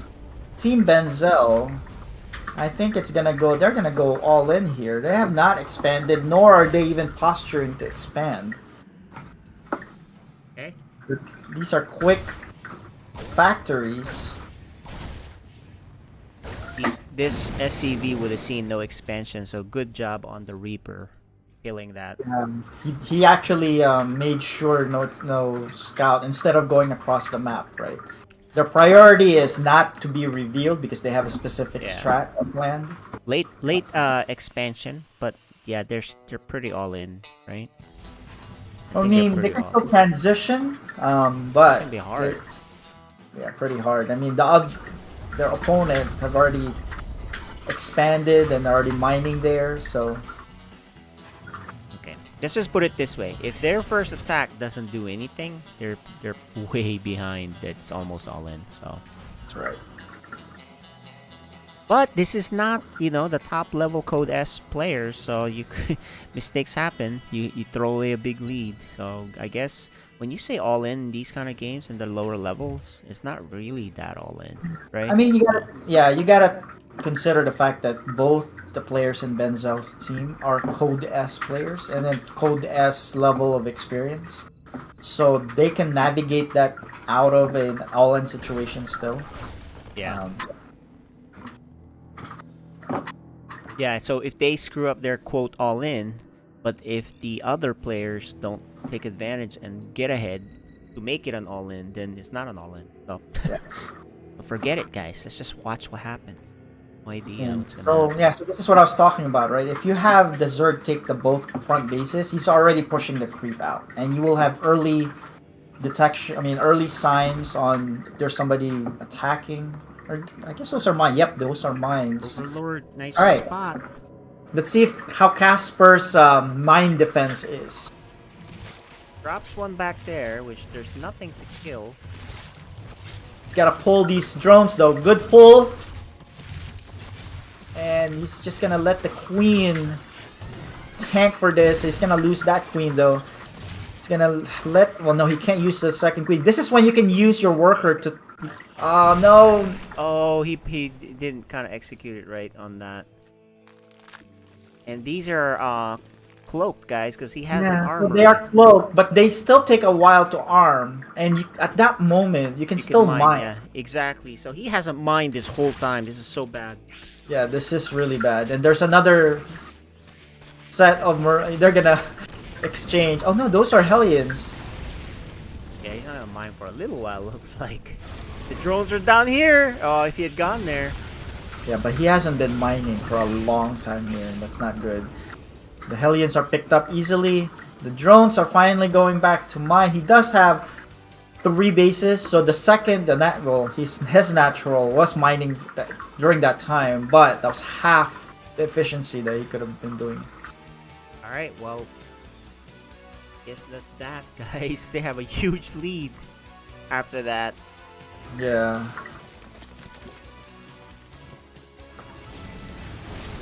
So, I mean, you know, this is a case where Mizel is a Code S player, and Casper is a Code A player. And Mizel is basically one-on-one-ing Casper on these engagements. There's a drop here on the other side. Mighty Ant with a Marine tank drop. Yeah, but he's gonna lose that tank there. Good kills on him, though. Does he maybe kill this? No, he picks up. Yeah, I think he can lost drop like on 8 the natural. workers there. That's pretty good. Oh man. He got greedy. I mean, he could have just gone down already. Yeah. The mine rearmed at that point. But there are a ton of links here going to the natural. This first... a good counter attack here by Casper. Very good attack. Yeah, but hit the Marine. The SCVs are body blocking. There's a mine hit. That's friendly damage as well. Takes out the tank. He's doing a lot though. This is a lot of damage. There's more coming actually. There's posturing in the top. And they're moving on down now. It's a good move here for Casper. He says, "You mind drop me?" Go in. There we go. No! Oh, he's in. This is a little bit of a misclick. There is a Liberator. But you're gonna lose a lot of SCVs there. There we go. He's gonna go to the other one, but there's nothing there. Yeah, surprisingly no base, but this gold is spotted by the by Sloza, so that's good. This gold expansion attempt. These lings are still not done yet. Finally, the whole ling sequence is done.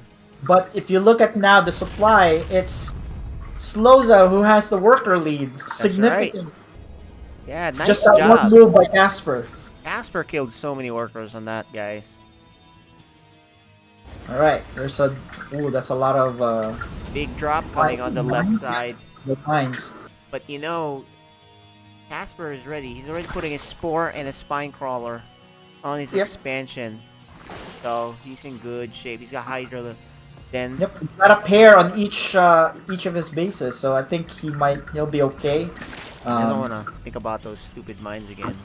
Yeah, now it's again, look, he hasn't fixed his saturation. Look how bad his econ is right now. Well, anyway, he's got a drop that he has to manage, so he's not gonna fix the econ anytime soon. He changed his mind about it. Yeah, the queens are there. He's gonna leave. Good setup here for Casper. And now it's Mizelle's turn to do something. And those are just Hellions. It's like, let me just give a little teaser here. Yeah, because they probably are talking, say, hey, we can't drop in Casper's side. Let's see if we can drop on the Taran side together. That's true. But there's a big force by Sloza's this moving he's gonna down. run into it! Oh man, he crushes it! Sloza in the right spot. And this Liberator may run into the Sloza team too. Oh, this Liberator is in for a world of hurt. There's two. Yeah, he's even building these turrets in the right places so he cannot get dropped.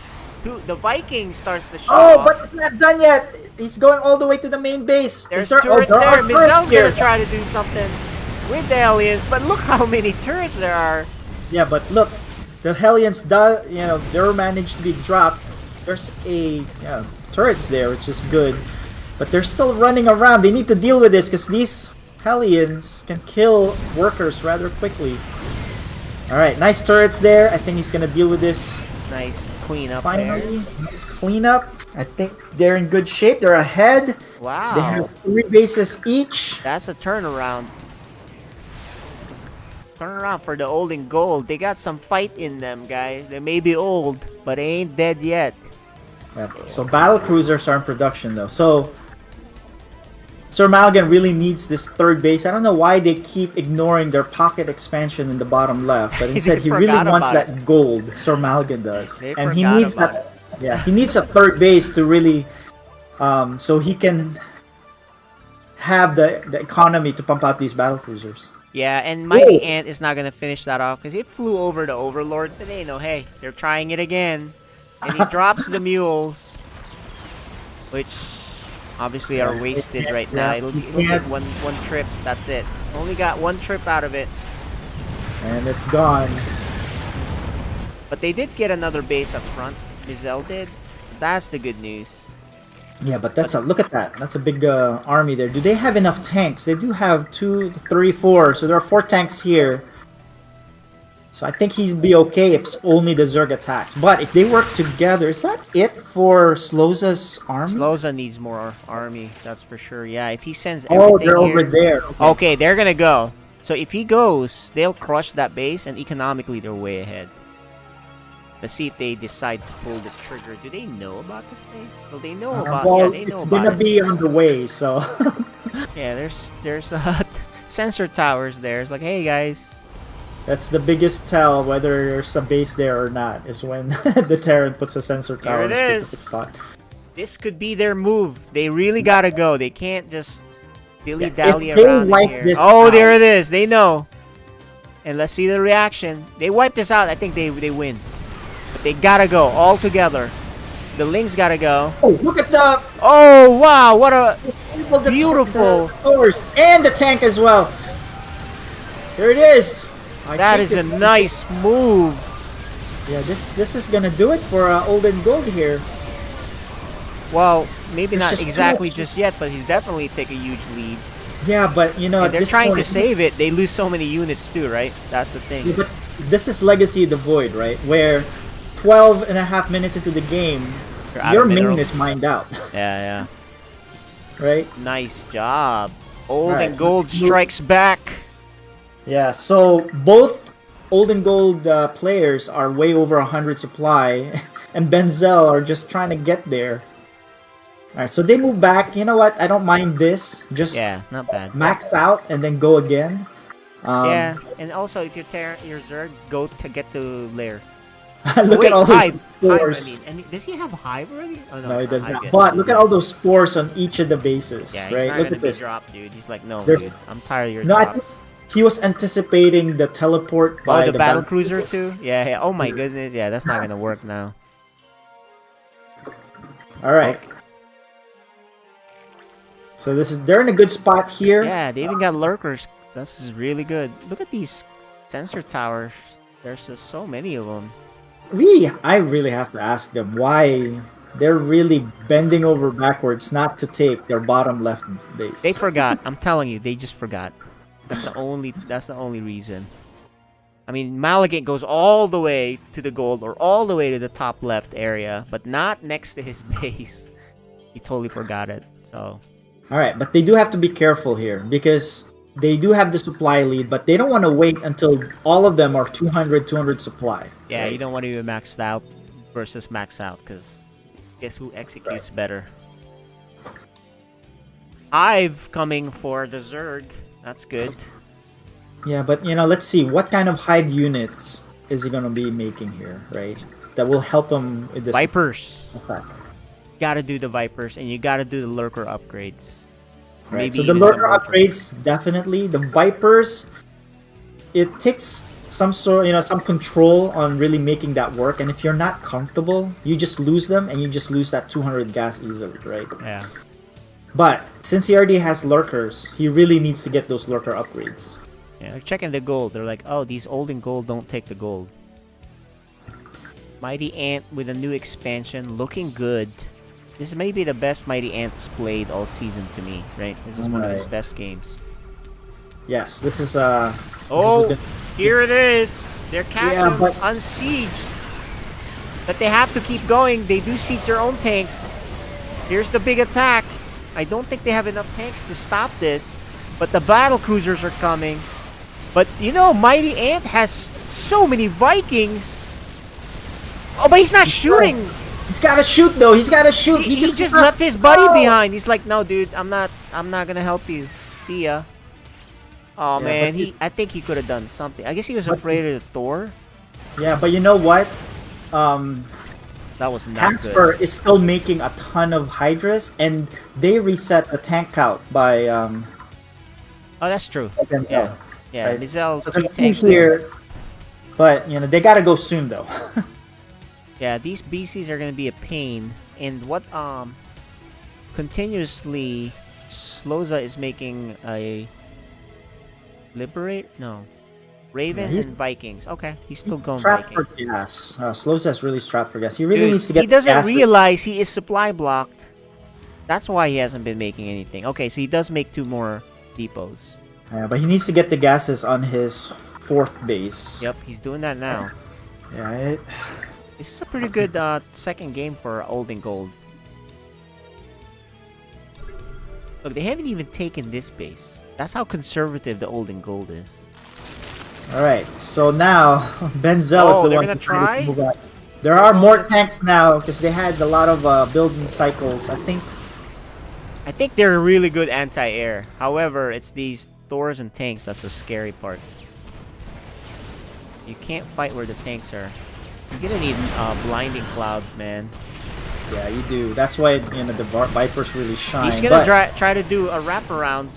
Oh no, he's intercepting rallies. Oh yeah, that's good. That's really good. But slows. Oh, now they're gonna go in. This is it. They're going in. This is it. They decide to go.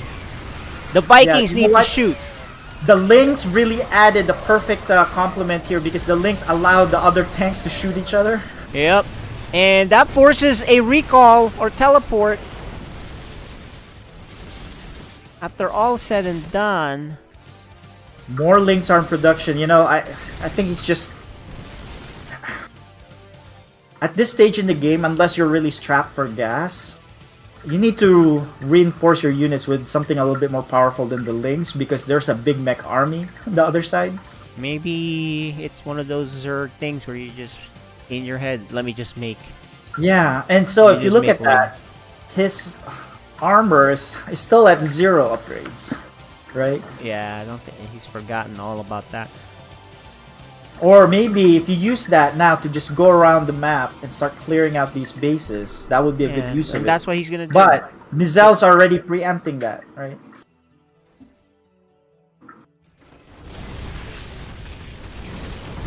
Alright, good. He takes care of these Hellions, but they're gonna get wiped out here. Alright, more Hydras.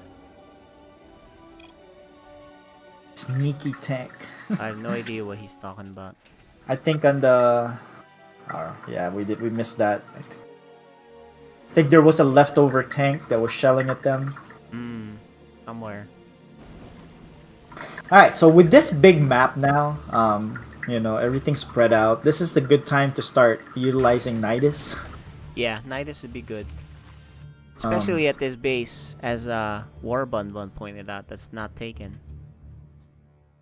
Just put it there. No one's looking there anyway. Yeah, because if you get to Nidus and destroy the production facilities of Benzel, right, that's your ticket to victory here, right? Alright, so instead, we're gonna have a maxed out army against maxed out armies, and this is not what Old and Gold wanted. Yeah, they didn't really push out. Okay, they're letting this gold happen. Oh, not anymore. They're gonna finish it off.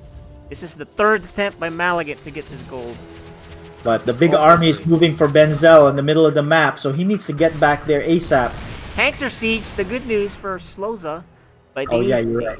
Okay, there you There are a go. lot, there are a lot of Vikings there, so I don't think that battle cruisers will commit. Yep, he's fine. So Casper makes it back after killing Hey, that look. expansion. Loza No, like- wants it now. That's so funny. Like, look, dude, it's mine. All right. That's a lot of tanks. Yeah, so this is all about engagements now. Man, one blinding cloud would really nullify this. That's right. And see, look, this is how they're gonna do it. Yeah, They're gonna mine do that. it. They're gonna go mine in and push. But you know, they can see this, right? Casper. You know what's funny? They scanned there, but they didn't kill the creep tumors. Yeah, There's still one more. They were a little late, but look, now they're pushing in. They got the tank there it siege. is. They're on Oh, siege. and they're move going command. around. Mizel's on move command. He kind of messed up there. Battle cruisers are coming to help. Where Yeah, are but the Vikings? The Vikings are not moving. Sloza's not helping out. Microbial Shroud is casted. Yes, but Vikings are finally here. There's more Vikings on one side. This is a little bit of a wall here with the tank. So he couldn't, he had to go all the way around. This is crazy, guys. There's a lot of control issues here. It's really hard to control all this at this point. He's trying to move the lurkers. I think the Old and Gold is gonna stabilize and crush. Overall, come out ahead, but they sneak in. Some tanks sneak in, and some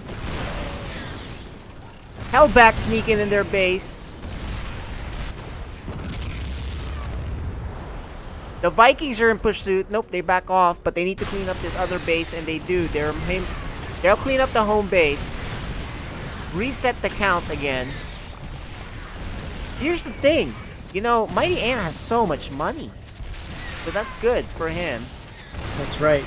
Now it's just a matter of, does he have enough production facilities to really use them, right? And look at these sensor towers. They're like taking turns. It's like, okay. Like, this is the Olympics. Olympic flag doubled, or a crazy Venn diagram or something. But anyway. That is a lot of sensor towers. And even at this stage of the game, they still decided not to take that bottom left base. They forgot about it still. They don't I just think, look there at all. I think they're all gonna just cancel each other out. They're gonna use up all their resources, and we're gonna get down to like 50 supply, and then they decide, oh, we have a base down here. Yeah. Oh, and the cancel. He forces a cancel. Malignant. If he couldn't get the other gold, he's gonna try to take the other gold. Alright, so let's see his infestor control here. I don't think he has mind. Oh yeah, he does have Nice, mind control. he does. Nice steal. Oh, a misclick on that teleport.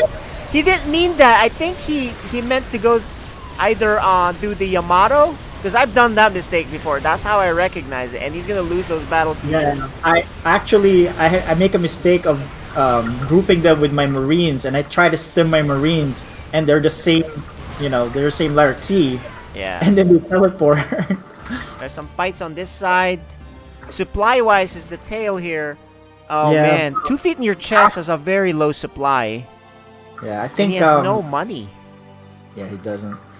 He is mining they're mining a lot better. Yeah, you know what? Sergio needs to give some of his money to 2 feet in your chest. This game, man, is gonna keep going. Oh, those lurkers are gonna go to their deaths here. You know, Mizel is a little bit more controlled here. And Yeah, at this I think- point of the game, you need to really be judicious and how you use your units, man, because you're running out. Don't lose these Vikings. No, Oh, some miscontrol here for old and gold. donated those 3 Vikings. Does he even have lurker range upgrade? Yes, I think he does. he So that's researched good. both of them, yeah. Needs that. However, with these tanks, man. Oh man, Mighty Ant, your Vikings. He gets scared by one Thor. You know what? Just kill that Thor. Yeah, exactly. Well, first surround it so he can't run away. Yeah, a Well, little bit of some mistakes there on control, but Alright, a big drop here for Sir Maligant. yeah, Mighty Ant has had this gold for a while, but he never really minded. Yeah. Okay, a push Alright, here here for it is. Giselle. There is 1 or no, 4. Oh, he's trying to get Brood Lords. Oh no, these are Overseers. I thought it was. I got excited there for a second. I'm like, I don't oh think wow. that's Broodlord tech though. Yeah, someone's gonna do something. Oh man, this may be the big fight that you can't recover from. That's a lot of Thors. He needs to land these because at least the Well, he after wants to kill the battle that- cruisers. There you go. and then land them because they do extra damage against mechanical. These tanks are and not since- joining the fun. I mean, I think Sergio is just taxed beyond belief. He's not kind of helping Yeah, out I mean, here. Casper is bleeding out units. Casper right. is broke. I think at this point, like, look, dude, let me control your tanks. Alright, at least save them. There you go. Yeah, they'll crush these battle cruisers. But the Thors are knocking on the door. This is gonna be a pain to clear out, man. These are 8 Thors, and they are. With repair here. Yeah. Look at all the repairs going on. What did Tempo say? Doors at my door. It's a repair galore. You know what? I don't think they're gonna be able to clean this up anymore. I don't think they have Yeah. enough units. They have these tanks and whatever, but they're just not moving properly. Now Sergio finally moved some of it. But it's taking a They're bit not long. working together. There's a good turret there, but that's gonna fall really quickly. But these Thors are a problem, right? Your tanks are so far away. And he even has his own tanks to support now. And now, this is the beginning of the end. They nice fight by Old and Gold, but they just kind of got taxed with their APM and all So that, this right? is the case of you're playing against Code S players, right? Higher MMR, and in this late game, they will have better control, better multitasking at this stage of the game, right? That's true. And it's really showing that. Now this is a counterattack by Casper. They still have bases. Now if Casper remakes some of those, well, I think he lost his hide. Sloza's gonna lose his infrastructure. He has 6,000 minerals. Bizel has a lot of minerals. That's the scary part. So they'll eventually clean up here. Yeah, this is gonna go. I don't see them overcoming. Bizel has all the money he needs. He's maxed out and he has all the money he needs. So that's the problem. Yep, I think with this game, Benzel will lock in their 4th seed in the playoffs.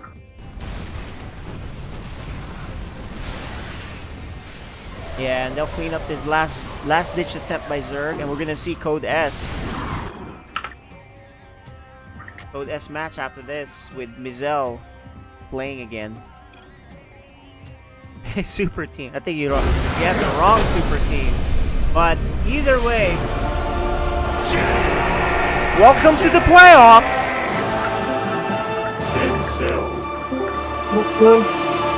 Alright, good games, gentlemen. That was pretty entertaining final game. Final game was awesome. Really good. Catch there, guys. Alright, my quick question before we I gotta ask Benzel's team. What was the reason that you guys never mined or expanded on the bottom left, the right behind your main base? In the second game? Yes. It just remained unmined, untapped. That's like right. you had a last Oh my god. oil. Really? Oh yeah, that's right. On the. Oh my gosh, I never even thought about that base there. I mean that mineral. We're just so It was the focused. case of the Filipino thing where nobody wants to take the last piece of Last food. piece. You know, right? What the heck? Instead, you were fighting for that gold 3 times over. You got rejected. So. Yeah, But, you know, right? Yeah. But you know what, guys? That was a fun last game. Old and Gold put up a great fight. Sergio, Slow, you played the best I've seen you play all season. That was really good. Yeah. You caught a lot of drops. You crushed a few battle cruisers. And you macroed well. You had the most money and supply for a while, too. So, nice job, guys. It was good to see. You almost were spoilers, at least for a game. So Yeah. But that second game, they had every opportunity to actually close that game out, right? There was a point where both Mizell and Sir Maligan were barely making it to 70 supply, and both Old and Gold players were like at 150 supply. Right? And so we were thinking, all right, they got this. They just need to move out, need to take go that and third base attack out, and and trade, they'll yeah. lose the victory, right? Well, it's hard to see, Yeah. right? You guys didn't know the advantage, right? So they wouldn't know. Yeah. But TBT with Taran and tanks, it's hard to push in, with what we had. But I guess Yeah. Risky. but yeah. Well, Probably should have asked you to scan. Then I'm thinking about it. I'm like, No, we oh, scanned man. one time. We scanned- did scan a couple times. I'm just thinking of like, man, we probably could have like checked Yeah. on him a little bit more. And you guys were catching my bag. I was trying to peek in here and there. So a few of them stayed there, but yeah. most of them. At that point, for Zerg too, you're gonna have to switch over to either Niduses or Vipers, something like that at that point. So, but it also, was, I want to go back to game number 1 as well, right? That was a good game. But there was also a window there for Old and Gold to be in a really good position. Oh, yeah. Right? When you guys moved out, and you moved out on the bottom left corner, and you guys were together, and then as soon as you guys engaged, I thought, you know what? They got this. They're going to take the high ground. They'll be in good position. But then the Hydras and the tanks separated from each other. And then the tanks got taken out, and that was it. And, I think if you guys held that high ground, you guys had a good chance of winning that first game as well. Yeah, we were a little out of sync in that one. Like, I should have stayed in place while he moved and kited back, right? But I was trying to keep up with them, and it caught my tanks not sieged, which made a huge difference, and they all died, and it was a bad battle for us. But that's the beauty of yeah, team games, though. Too, it's really not just about one guy, but it's really you two players. At least until we do a 3-on-3, but I think we'll stick to the 2-on-2 games. Right? It gets complicated enough. But guys, it was good seeing you guys play. That's not their last game, right? Is that Old and Gold's last game? That is the Old and Gold's last game. I think that was one of the better showings that they had. They just couldn't close the games out, but they looked really good tonight. Yeah, nice job, guys. And that will, let's look at the bracket, at least the standings. Benzel's officially in the playoffs. Congrats. Yay! And for your prize, you will face the real super team, which is I know, right? Cordeo. Oh my gosh. The super team has not lost the game. Well, at least we got our feet, in the water. Like, ooh, look at that. You warmed We're in up. the playoffs. Hey, Oh, yeah, we're anything can down. happen. Yep. And speaking of warmed up, Mizell has a match for Code S, so he's warmed up now. So with that, guys, nice seeing you guys. Great games. We'll see you on the next one. And for Yeah, those good that are game, guys. done playing Season 5 sign-ups, we'll set that up soon. And, after you log off here, cheer on this last match here with Mizell here. He needs the help. And he'll be facing Neutrophil. So, Yeah, good luck in the playoffs, guys. Good, Yeah, GG's. Yep. Jeez, guys. Good luck, Mazel. So, Thanks, guys. GG's. Alright, so yeah, we're talking about this Code S match. Mizell versus Neutrophil, who will be playing random anyway, so he has a decent chance taking that. Yeah, so what are the implications in this game? Basically, if Mizell loses, then the final 2 slots will go to Frieden and Hurtin time. Oh yeah, I see it. Yeah, this is his chance, so he has to take this so he can have a chance to. Yeah, while he's Frieden just has to lose. Well, yeah, so we'll talk about that more. But while Mizell runs to the bathroom, I don't blame him. That was a long last game there. A quick break. But yes, if Mizel wins and he gets 2 map wins, then he's actually Well, he's gonna ahead get 2 in map the wins. tiebreaker. He has to get 2 map wins, right? Yeah, so if he wins there and he gets 2 map wins, then he'll have 8 map wins, which will put him ahead of the other 2.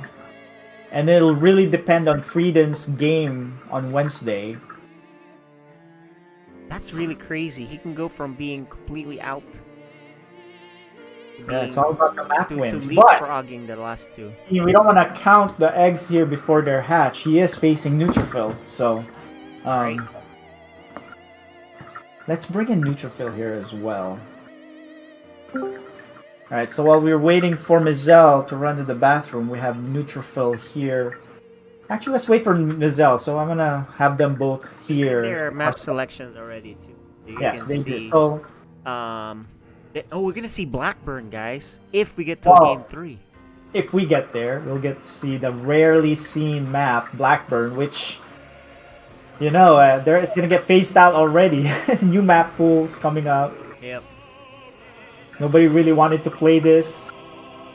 Alright, so the here. new map pools coming up, guys. Blizzard finally gave us some new maps. Mizel is back. Let's interview our players. So, Mizel, are you aware that if you lose this game, you're out? But if you win, you have a very good chance. I think you will leapfrog Hurt in Time in terms of map score. So if you win, I think you're in. So this is very important. So how have you been preparing against a random player here in Neutrophil? Just few ranked games in Asia with the Koreans, because you know they mostly cheese a lot of times. So. Yeah, I guess that's really perfect. There. Yeah. So what have been the results in your practice though? As expected, I kept losing. So. But you know. Yeah, but it's Neutrophil. Aggressive players. I mean, Neutrophil does have aggressive builds this season, but before his Protoss is very defensive in nature. So let's talk to Neutrophil here. Are you playing random? No, he has a race selected here. I was gonna ask you what your plans are tonight in terms of race selection. Some builds I just googled. Okay. He's gonna have fun and try out different builds at different maps. So that's what it looks like. Alright, so but you know, Neutrophil has nothing to lose here. He's already solidified the number 2 seed. But at the same time, this matters everything for Mizel. So you know what, Mizel, this is what you want. You don't want him to do random because there's a chance he draws Protoss. And I don't think he's picking Protoss at all in any of these maps. He has maps he wants to try out, so this will be cool. Alright. So any final words here before we get started? Well, for me, I'll give you some good games. Hopefully, no lags. So good luck, Nitro. Yeah, good luck. Alright. Alright, Maligan. Maligan should probably cast this one. Let's bring him up. Let's see. So you and Maligan will be casting this. Oh yeah, that's right. Sir Maligan, are you...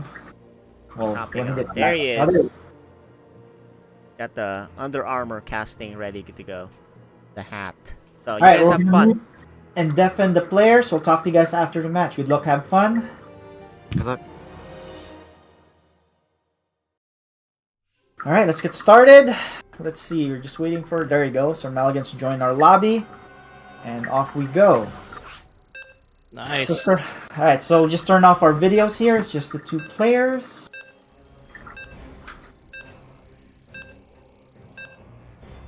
Oh, give me your predictions, guys. You know, well, I think Neutrophil has a specific build plan for this. And I think that build has nothing to do with getting to the late game.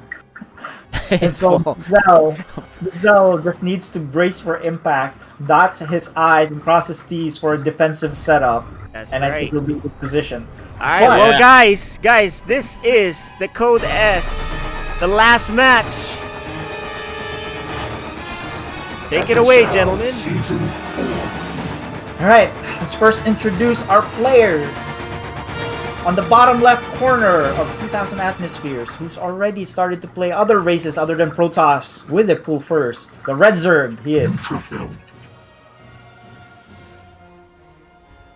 Alright, the player on the top right, fresh off from a victory. Will he continue his winning streak tonight? It is. DLS Mizel. Alright, so he's fully warmed up. I know, right?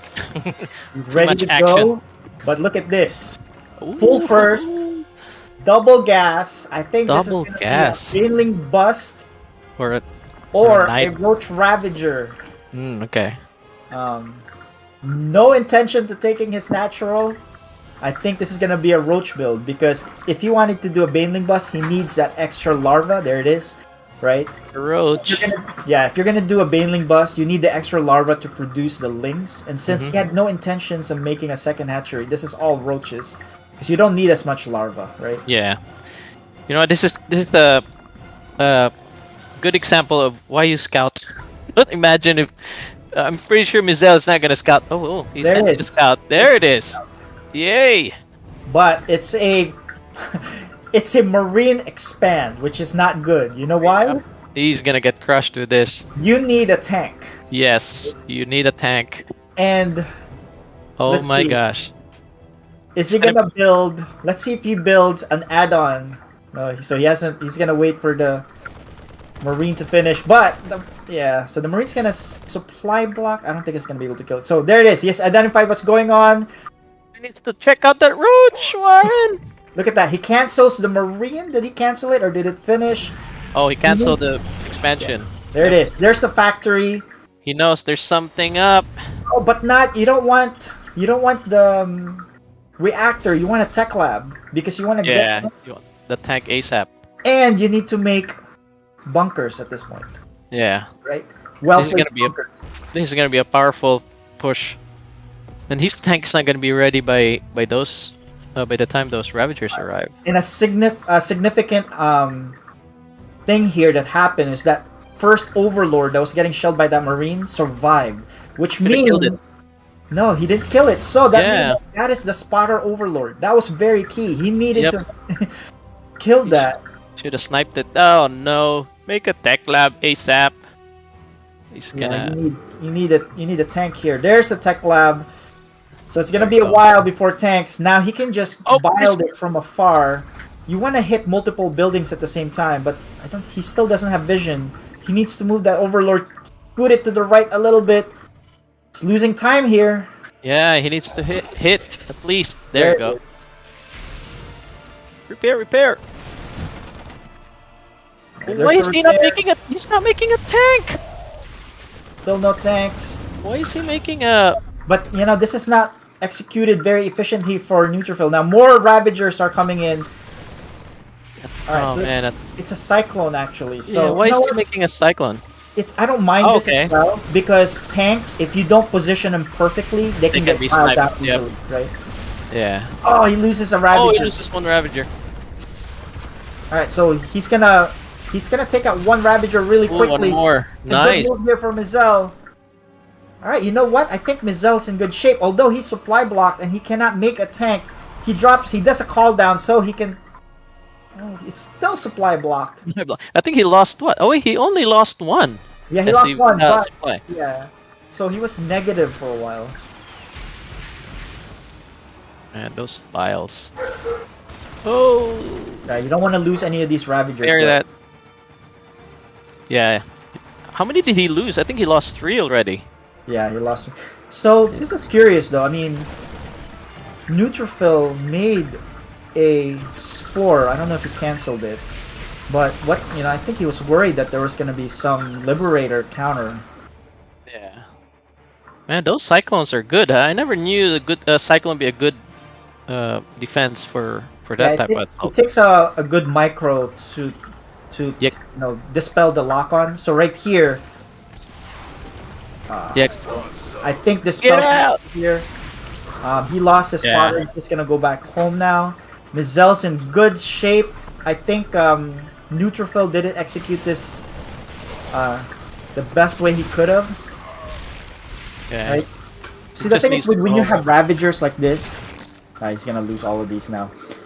You need to always use their biles, right, during the cycles.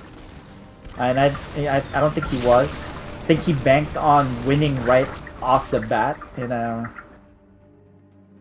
that was a good scout there for Mizel to identify this. Because if he didn't scout this, he would have let the command center finish. Good thing that SCV was sent at the right time.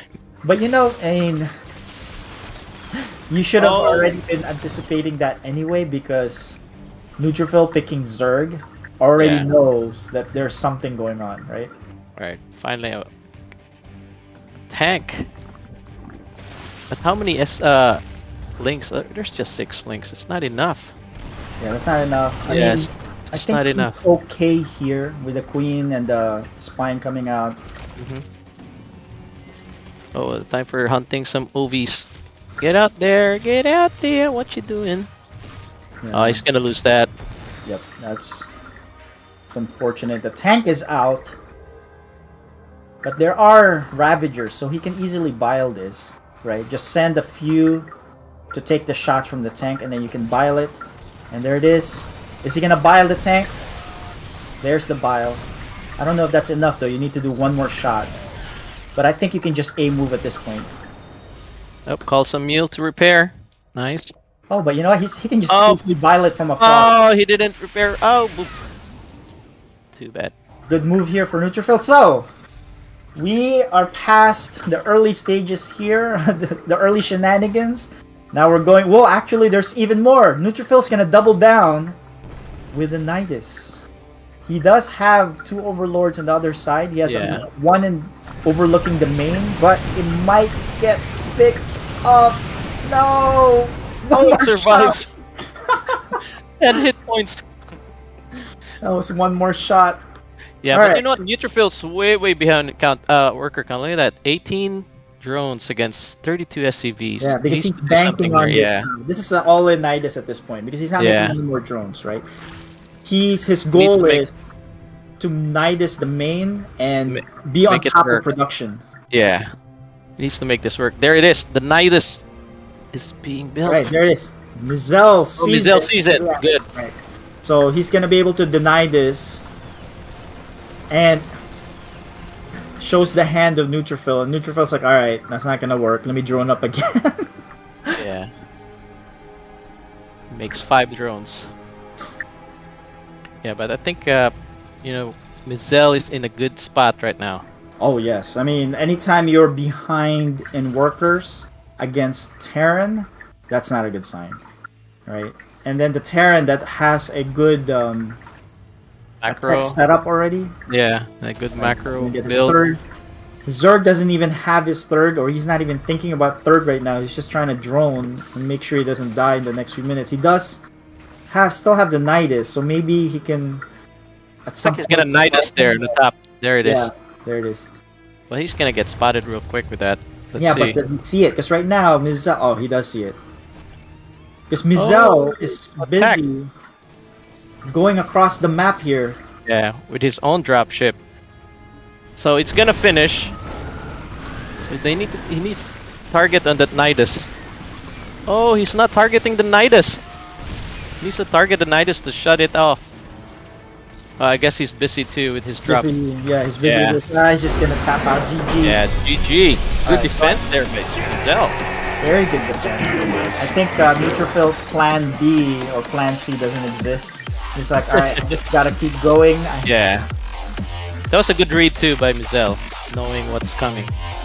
Yeah, and also that SCV scout. There's not all Terrans SCV scouts, right?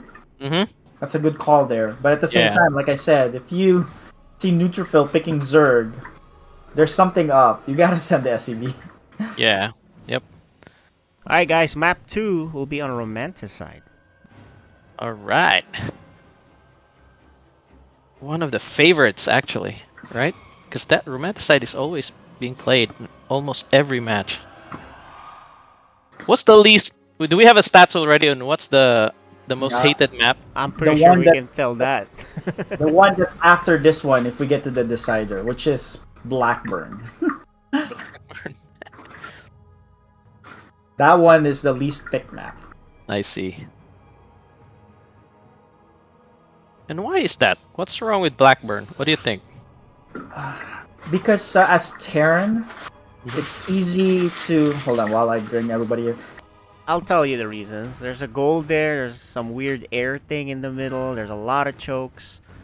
And also Right. for Taran, it's easy to get set up and not worry about drops because you're hugged to the bottom left. There's not dead airspace behind you. And so it's a lot easier to get set up and do what you want to do as Taran. Yeah, it's a good Taran map for sure. Here we are. Taran versus Taran. Nice. Oh. Hahaha. I wonder what's in store for Mizel this time. Is it gonna be a cheese? I'm pretty sure it will be. I have a suspicion it's going to be a Stargate proxy. Well, you know, I think Neutrophil... I mean Stargate, Starport. I think Neutrophil's mid to late game is better with Taran. So I don't know if he's gonna be doing more of an all-in here like with the Zerg. Right? I think he has good control with his tanks and bio. And I think he might just play standard here. Well, whatever he does, guys, welcome. This is Code S. And game 2. Alright, let's introduce our players on the top left corner of Romanticide. Up 1-0. We'll clinch a playoff spot when if he wins this. He is. DLS Mizel. Alright, let's look at our Taran player. Let's see what's in store for this game. It is Neutrophil. Alright. Refinery right away. Dun dun dun. And look at that. Mizel already sending his SCV. Actually, you know what? Now that I'm looking at it, it still depends. Even if Mizel wins this, he might not make it to the playoffs. Depending on Because his head-to-head with Hurtentime, he lost 0-2 to Hurtentime. I see. And if Frieden makes it out to 4 wins, it'll be head-to-head between Hurtentime and Mizel. And so he would lose out that. I see. But if they're all tied, Frieden, Hurtentime, and Mizel, then it comes down to map wins. Then that's where he's gonna get ahead. So it's still gonna be depending on the last game. All right, let's talk about this game.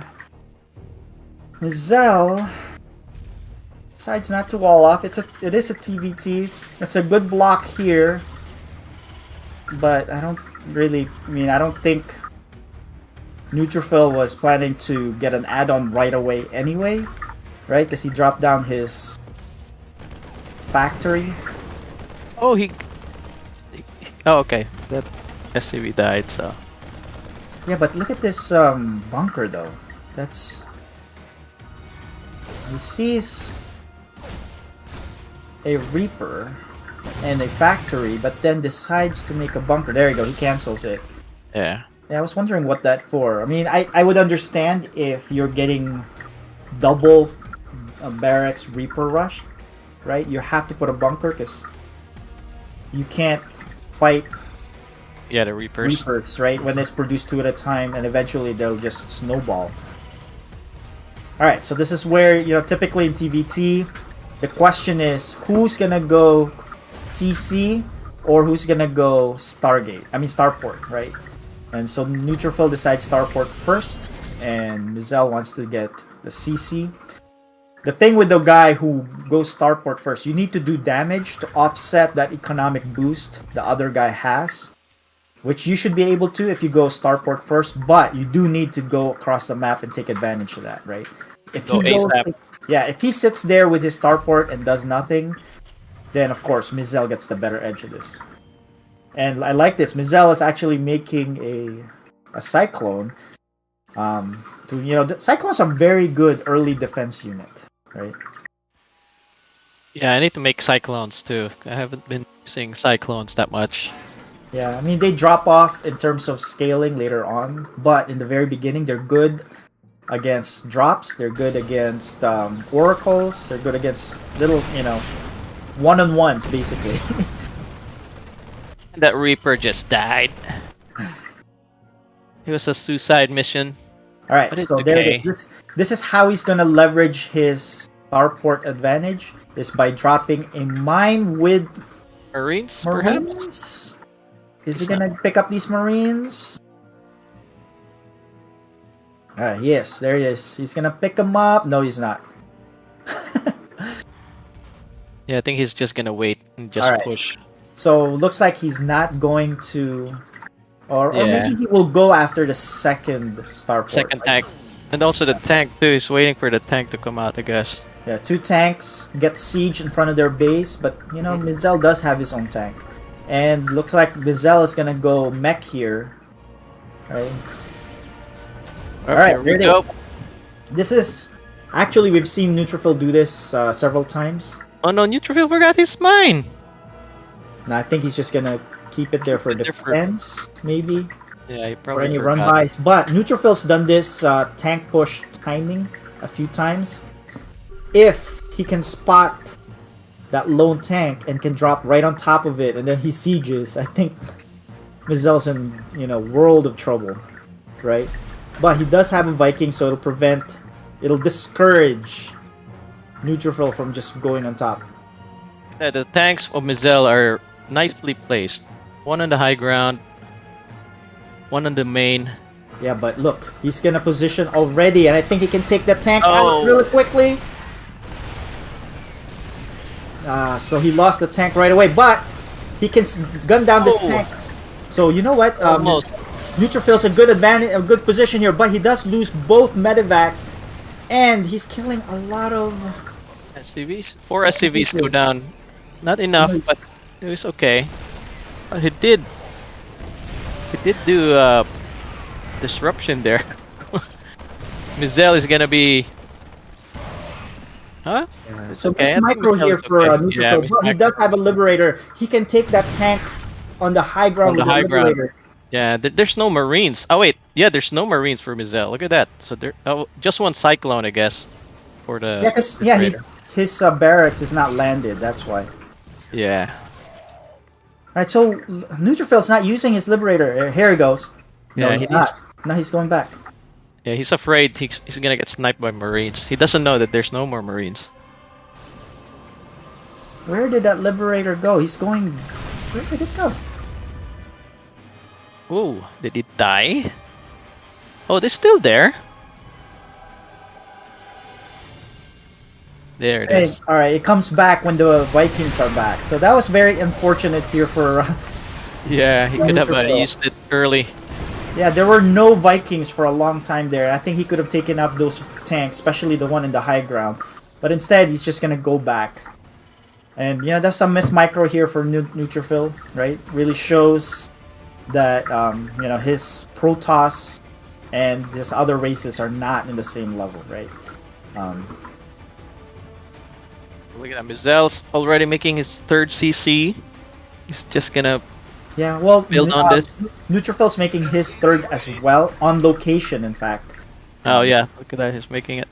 Yeah, but he's lagging behind on workers. So let's see what he can do. Yeah, he should have used his dropship early instead of just sitting there. Yeah, but the early Liberator could have taken out both tanks easily. Yeah. Right? Because there was a Cyclone, but you could have the tanks cover for your Liberator. Yep. Yeah, as predicted by you. I mean, if you can't do any damage with that first starport unit, you're gonna fall behind. So it's definitely falling behind now. Yeah, and alright, so but the good news for Neutrophil is that Mizel is going mech, right? And if he's going mech, he's not gonna be going across the map anytime soon. Right? It won't be a while. Until typically mech players, they want to wait until 150 plus supply before they move out. And since he's doing that, as Neutrophil, it's gonna be hard to do damage as well since he's mech. And so all you need to do is just build your economy. Is that a drop? Or no, there's just Vikings flying around and see what he can get done. He's gonna land. It's gonna kill all of these SCVs, but there's a tank in range, so he doesn't want to risk it. So he scouts that there's a third, but Mizel can't really do anything about it. All right, this is I like this move. Yeah, I like this move by Neutrophil. Takes a fourth and a hidden fourth at that. So And the Liberator finally dies. Alright, Wasn't so even for repaired. Mech versus Bio, Neutrophil's been supply blocked for a while here, and then drops down 3 supply depots immediately. It's like he's making a move. Yeah, he is. Now, it's 4 hard tanks? to sink a mech player, right? That's the Yeah. thing. And so he's gonna be hard pressed to, you know. Yeah, this is not gonna be enough actually. Yeah, he needs to find good angles here. But if he can snipe these Vikings, yeah, he doesn't have. Yeah, he does have stip. Alright, he needs to scan ahead first before he commits up there. He does not scan. He needs to scan first. Alright, he loses a ton of Marines. The tanks do siege up, but they're not part of the battle. He's gonna lose this tank. Oh, yeah, but that's not a good move here by Mizel because he's gonna lose both these tanks. Should have landed the Vikings. Yeah, but he unsieges already, so you know Vikings fare well against mechanical units. Yeah, he so lost everything there. Plummets in supply. You know that's the case where you need to scan ahead first, right? Yeah. You can't just go up a ramp blindly. Alright, so Neutrophil's behind in economy, but he does have his 4th base finished and mining. He should transfer a bunch of his SCVs up there, but he doesn't have enough. What's Mizel doing? Is he gonna do drops? Oh no, just tank push. Yeah, just a few tanks. Yeah, just a few tanks. But you know, he has to be careful, right? Because he doesn't even have any Marines behind this. What the heck? Is this gonna work? Let's see.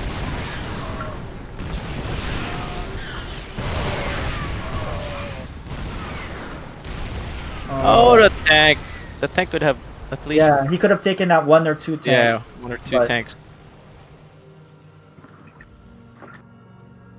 Alright, he's not mining on his ninja base. Probably forgot or just too busy. Mizel now has his fort. Mizel's leapfrogging these tanks now. Yeah. So another aspect of TVT is that you need to have air control against tanks. Right? And the fact that Mizel can exert map control just with just these 3 Vikings is not a good sign for Neutrophil. He needs to lift that CC though. Yeah. And he's going to lose it. And Thors are coming. Thors. But you know, now he's gonna be able to control the map. I mean, the air here with these Vikings. 3 more are coming out. Mizel needs to be careful though. Well, he does have a Thor, so that's a good thing. What's the upgrades on these guys? Let's see. Just 1 for Mizel. Nothing for Neutrophil except for the Marines. Well, it just finished. The infantry just finished, so they're 1-1. 1-1. Oh! Losing too much. It's not a good trade for him. And here comes the Liberators. Yeah, but he does have Vikings. Oh, he has Vikings. He can fight these real quickly, and he has air control now, which he backs off. He could have kept going. Let's see if Mizel keeps going. Here comes the Thor. Happy-go-lucky walking through. Oh, he sees the. Oh, okay, I thought he was gonna go for that ninja base for a second there. Mizel still doesn't know. Yeah, Mizel wants to contain Neutrophil. To him, he thinks, oh, there's only 2 bases. Yeah. I'm in good shape. Mizel is getting BCs, or at least a fusion core for ranged Liberators. Let's see what he does. But Neutrophil is in the back foot. He has less workers, less army. Right? Supply down by 20 or 20 plus.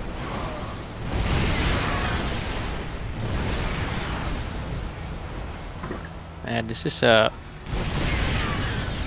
continuous siege pressure here by Mizel. Yeah. So, you know, when you do have air superiority, which Neutrophil already has now, this is when you can sprinkle in a Liberator or two, and that's how you can deal with these tanks, right? So, but I don't know if Neutrophil is aware of these, you know, little nuances with TVT, right?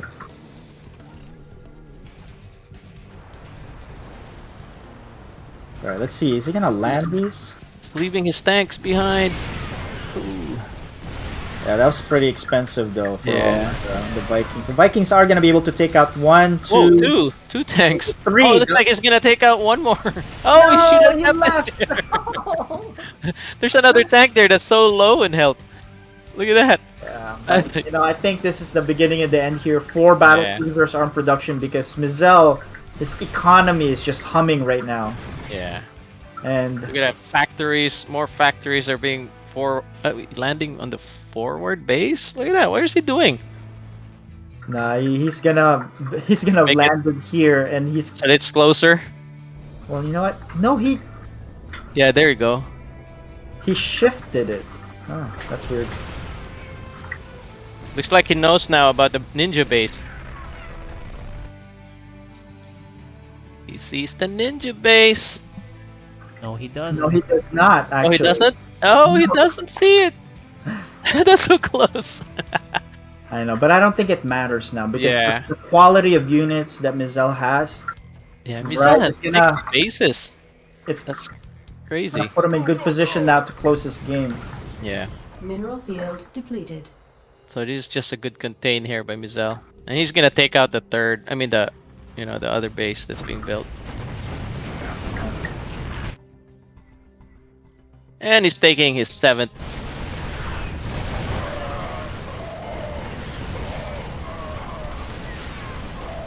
Yeah, so good move here by Neutrophil. Takes out both tanks, takes out a Thor, takes out these Vikings as well. Nice pick here, at least. But I don't think it matters because Whoa, here's the battle PCs cruiser. are here. Okay, I think this is it. There's nothing. Yeah, nothing there's really. the sheer output, the damage output of these 4 battles. Yeah. Is crazy, right? And it takes a long time just to even kill one. Yeah. Alright, I think he might. Cruiser's No, he's not strong, gonna kill man. one either. Yeah, all he has to do now is just kill these tanks and then leapfrog his tanks, and I think. Yeah. 9 battle cruisers are now in the map. Yeah, Oh my gosh, that's I just think too this much. is it. Yeah. Mizel is gonna take this game and the match and puts himself in a very good spot for playoffs. And his streak continues for the night. That's right. Nice. There you go. Yeah, there's no way now you can contend with these many battle cruisers. Yeah. And sees the 4th base. There's a GG scan for Neutrophil. Right? He scans and say, all right, he's. Yeah, when you see when you see a Taran with multiple command centers on a faraway expansion, you know you're freaking behind. Yeah, and there's the game and the series. Nicely done there by Mizel. That's right. Good games, gentlemen. Mizel, you're a lot closer to the playoffs. It's not there yet because there's still a case where you might not make it. If Frieden wins on Wednesday, I think you're out. So Let's I think get the you're cams gonna on. be- Let's get on back in here, all guys. Let's look at the brackets real quick for the. Well, let me update it really quickly here. I'm gonna show the update Let me update the live. You stand- guys gonna see this live, guys. Get a magic number of 2 to 4, become 3 to 4, and he's got 2 map wins. So still not sure, still not 100%, but Yeah, the reason is the reason is Frieden has to lose. if Frieden wins, Mizel is out because the last slot will be between Hurtentime and Mizel, and since Mizel lost to Hurtentime head to head, he loses out. But if Frieden loses, there's a 3-way tie, but Mizel has the most map wins, so he's gonna get in. So who's against Frieden? Regret. Regret. Okay. That's gonna But be anyway, let's talk about that more later. Let's first congratulate Mizell. Good job. And good games, Neutrophil. Looks like you prepared for those builds, but didn't end out, working out. That was a good scout by Mizell. So, did you plan that for all this week to Roach Ravager Mizell in that first game? Yeah, actually I was. I was looking at his past VODs and his scouting patterns against Zerg. So I was trying to make it look like I was gonna bane bust him or something if he did scout me early. But I didn't expect him to put up 2 bunkers. If he put up 1, I could have busted him. But yeah, that's how the first game went. Yeah, that was definitely a good read there by Mizell. But yeah, I mean that was an impressive build. I was like, oh my gosh, I really early on I thought, you know what, Mizell's dead. And also in that second game, you had a really good bio tank push in the early game there, Neutrophil. And the only thing stopping you were these tanks, one in the high ground and then one that was coming up to help out. But you did have a Liberator, and Mizell no longer had any Vikings at that point. But, you didn't use that Liberator for a long time. And what was the reason behind that? Or you just lost control of where the Liberator was? I thought he still had Vikings, so I didn't want to just lose it for free. Okay, well that's why. Alright. Because I think with those tanks taken out by the Liberator, because you had full air control, he had no Vikings at that point. But he did have the economic advantage, and I think that spelled a victory. Any other questions, Sir Maligan, for Neutrophil? No, I mean, so how much have you practiced Taran? I haven't actually practiced that much this week, but I mean, I have been practicing on my alt account for Taran. I see. Okay, but yeah, those were fun games. Nice, good job. But yeah, I mean, Mizell definitely did great with reading that first game. I was like impressed. I was like, okay. Even for the Cyclone, I was like, oh, Cyclones are good then. I didn't know. Yeah, so congratulations, Mizell. So, I'm going to ask you, you really wanted to find out what he's doing since he's Zerg. So that was a good job sending an SCV that early. Did you read that it's going to be a Baneling bust or a Roach bust? First, I thought it was a Baneling bust. That's why I created 2 bunkers. Actually, I was preparing to make another command center just to block off the Bane bust. But then, when I saw the Ravager, I was like, okay, go Cyclone first. Yeah, So there was a chance for you to also to slow it down. There's an Overlord there that you were shooting. Yeah. But for some reason you didn't kill it. So I don't know what happened. Yeah, because I already scouted the pool first. I saw the pool and then he was making links already, I think. So that's why I just went back. Went back? Okay. You didn't want to lose the Marines. You can only kill an Overlord with 2 Marines. You can just go away with 1 Marine. Okay. So, yeah. And then, so, notice you've been doing a lot of mech lately. Is that because of ping? Or you're just really comfortable with how mech plays? I'm more comfortable with mech. Especially if I have, delays or lag issues. So, I was actually practicing the Void Ray Rush, but he didn't go for Protoss, so lucky for me. I think he's saving his Protoss builds for the playoffs here. But games, Neutrophil had some windows there. We could have taken advantage, but good reaction there for Mizell. Sir Maligan or KJ Freedom, do you have any final questions? Yeah, on the second game, there was a chance you could take out those tanks, but you lifted your Viking, right? Was that just a misclick? And then secondly, how come you didn't finish him off? Because he really had nothing there to support him still. The 3 tanks at the corner. I saw a Thor and a Viking nearby, so I didn't want to just throw away my Viking over any other units. I see. Alright, well that's all that question I had. I guess that'll do it, guys. This is FSL's day 27. We have one more. Is there one more, Seth? Yep. Regular season game. Our last one, but we do have finalized schedules. Oh, let's look at the schedules, guys. So hold up here. Benzel takes... Looking at it now on the screen. So playoff schedule. Benzel Codeo next Friday for the 2v2. And then Plant Queen, we don't know just yet. Yep. And then Casper Spaghettio. Spaghettio. And then after that, the next week, Wednesday, we have Little Boys, Tortoise and Hare. Uber XL versus whoever the number 1 seed is. And then a rematch, the Archaic and Little Reaper. There you go, Nice. guys. That will be the playoff schedule. We only have 2 spots we need to figure out. So other than that, I think we're pretty close. Yeah, there's some positioning that we need to figure out. Yeah. So for Code S, right, 2 out of the 3 make it. So it really depends on Freedom's game. Yep. And Code A is set. Code B is all about just positioning. So. Yeah, Code B is positioning. Code A is done. 2v2 is done. There you go, guys. So we have how many more regular season games? 1 or 2 more, right? There's 1 night left, which is next Wednesday.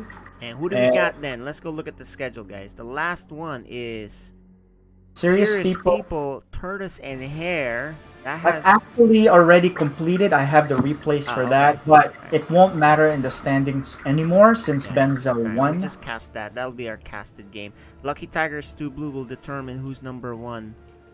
Yep, and number 2. Yeah, and then Regret Frieden, which is an important game.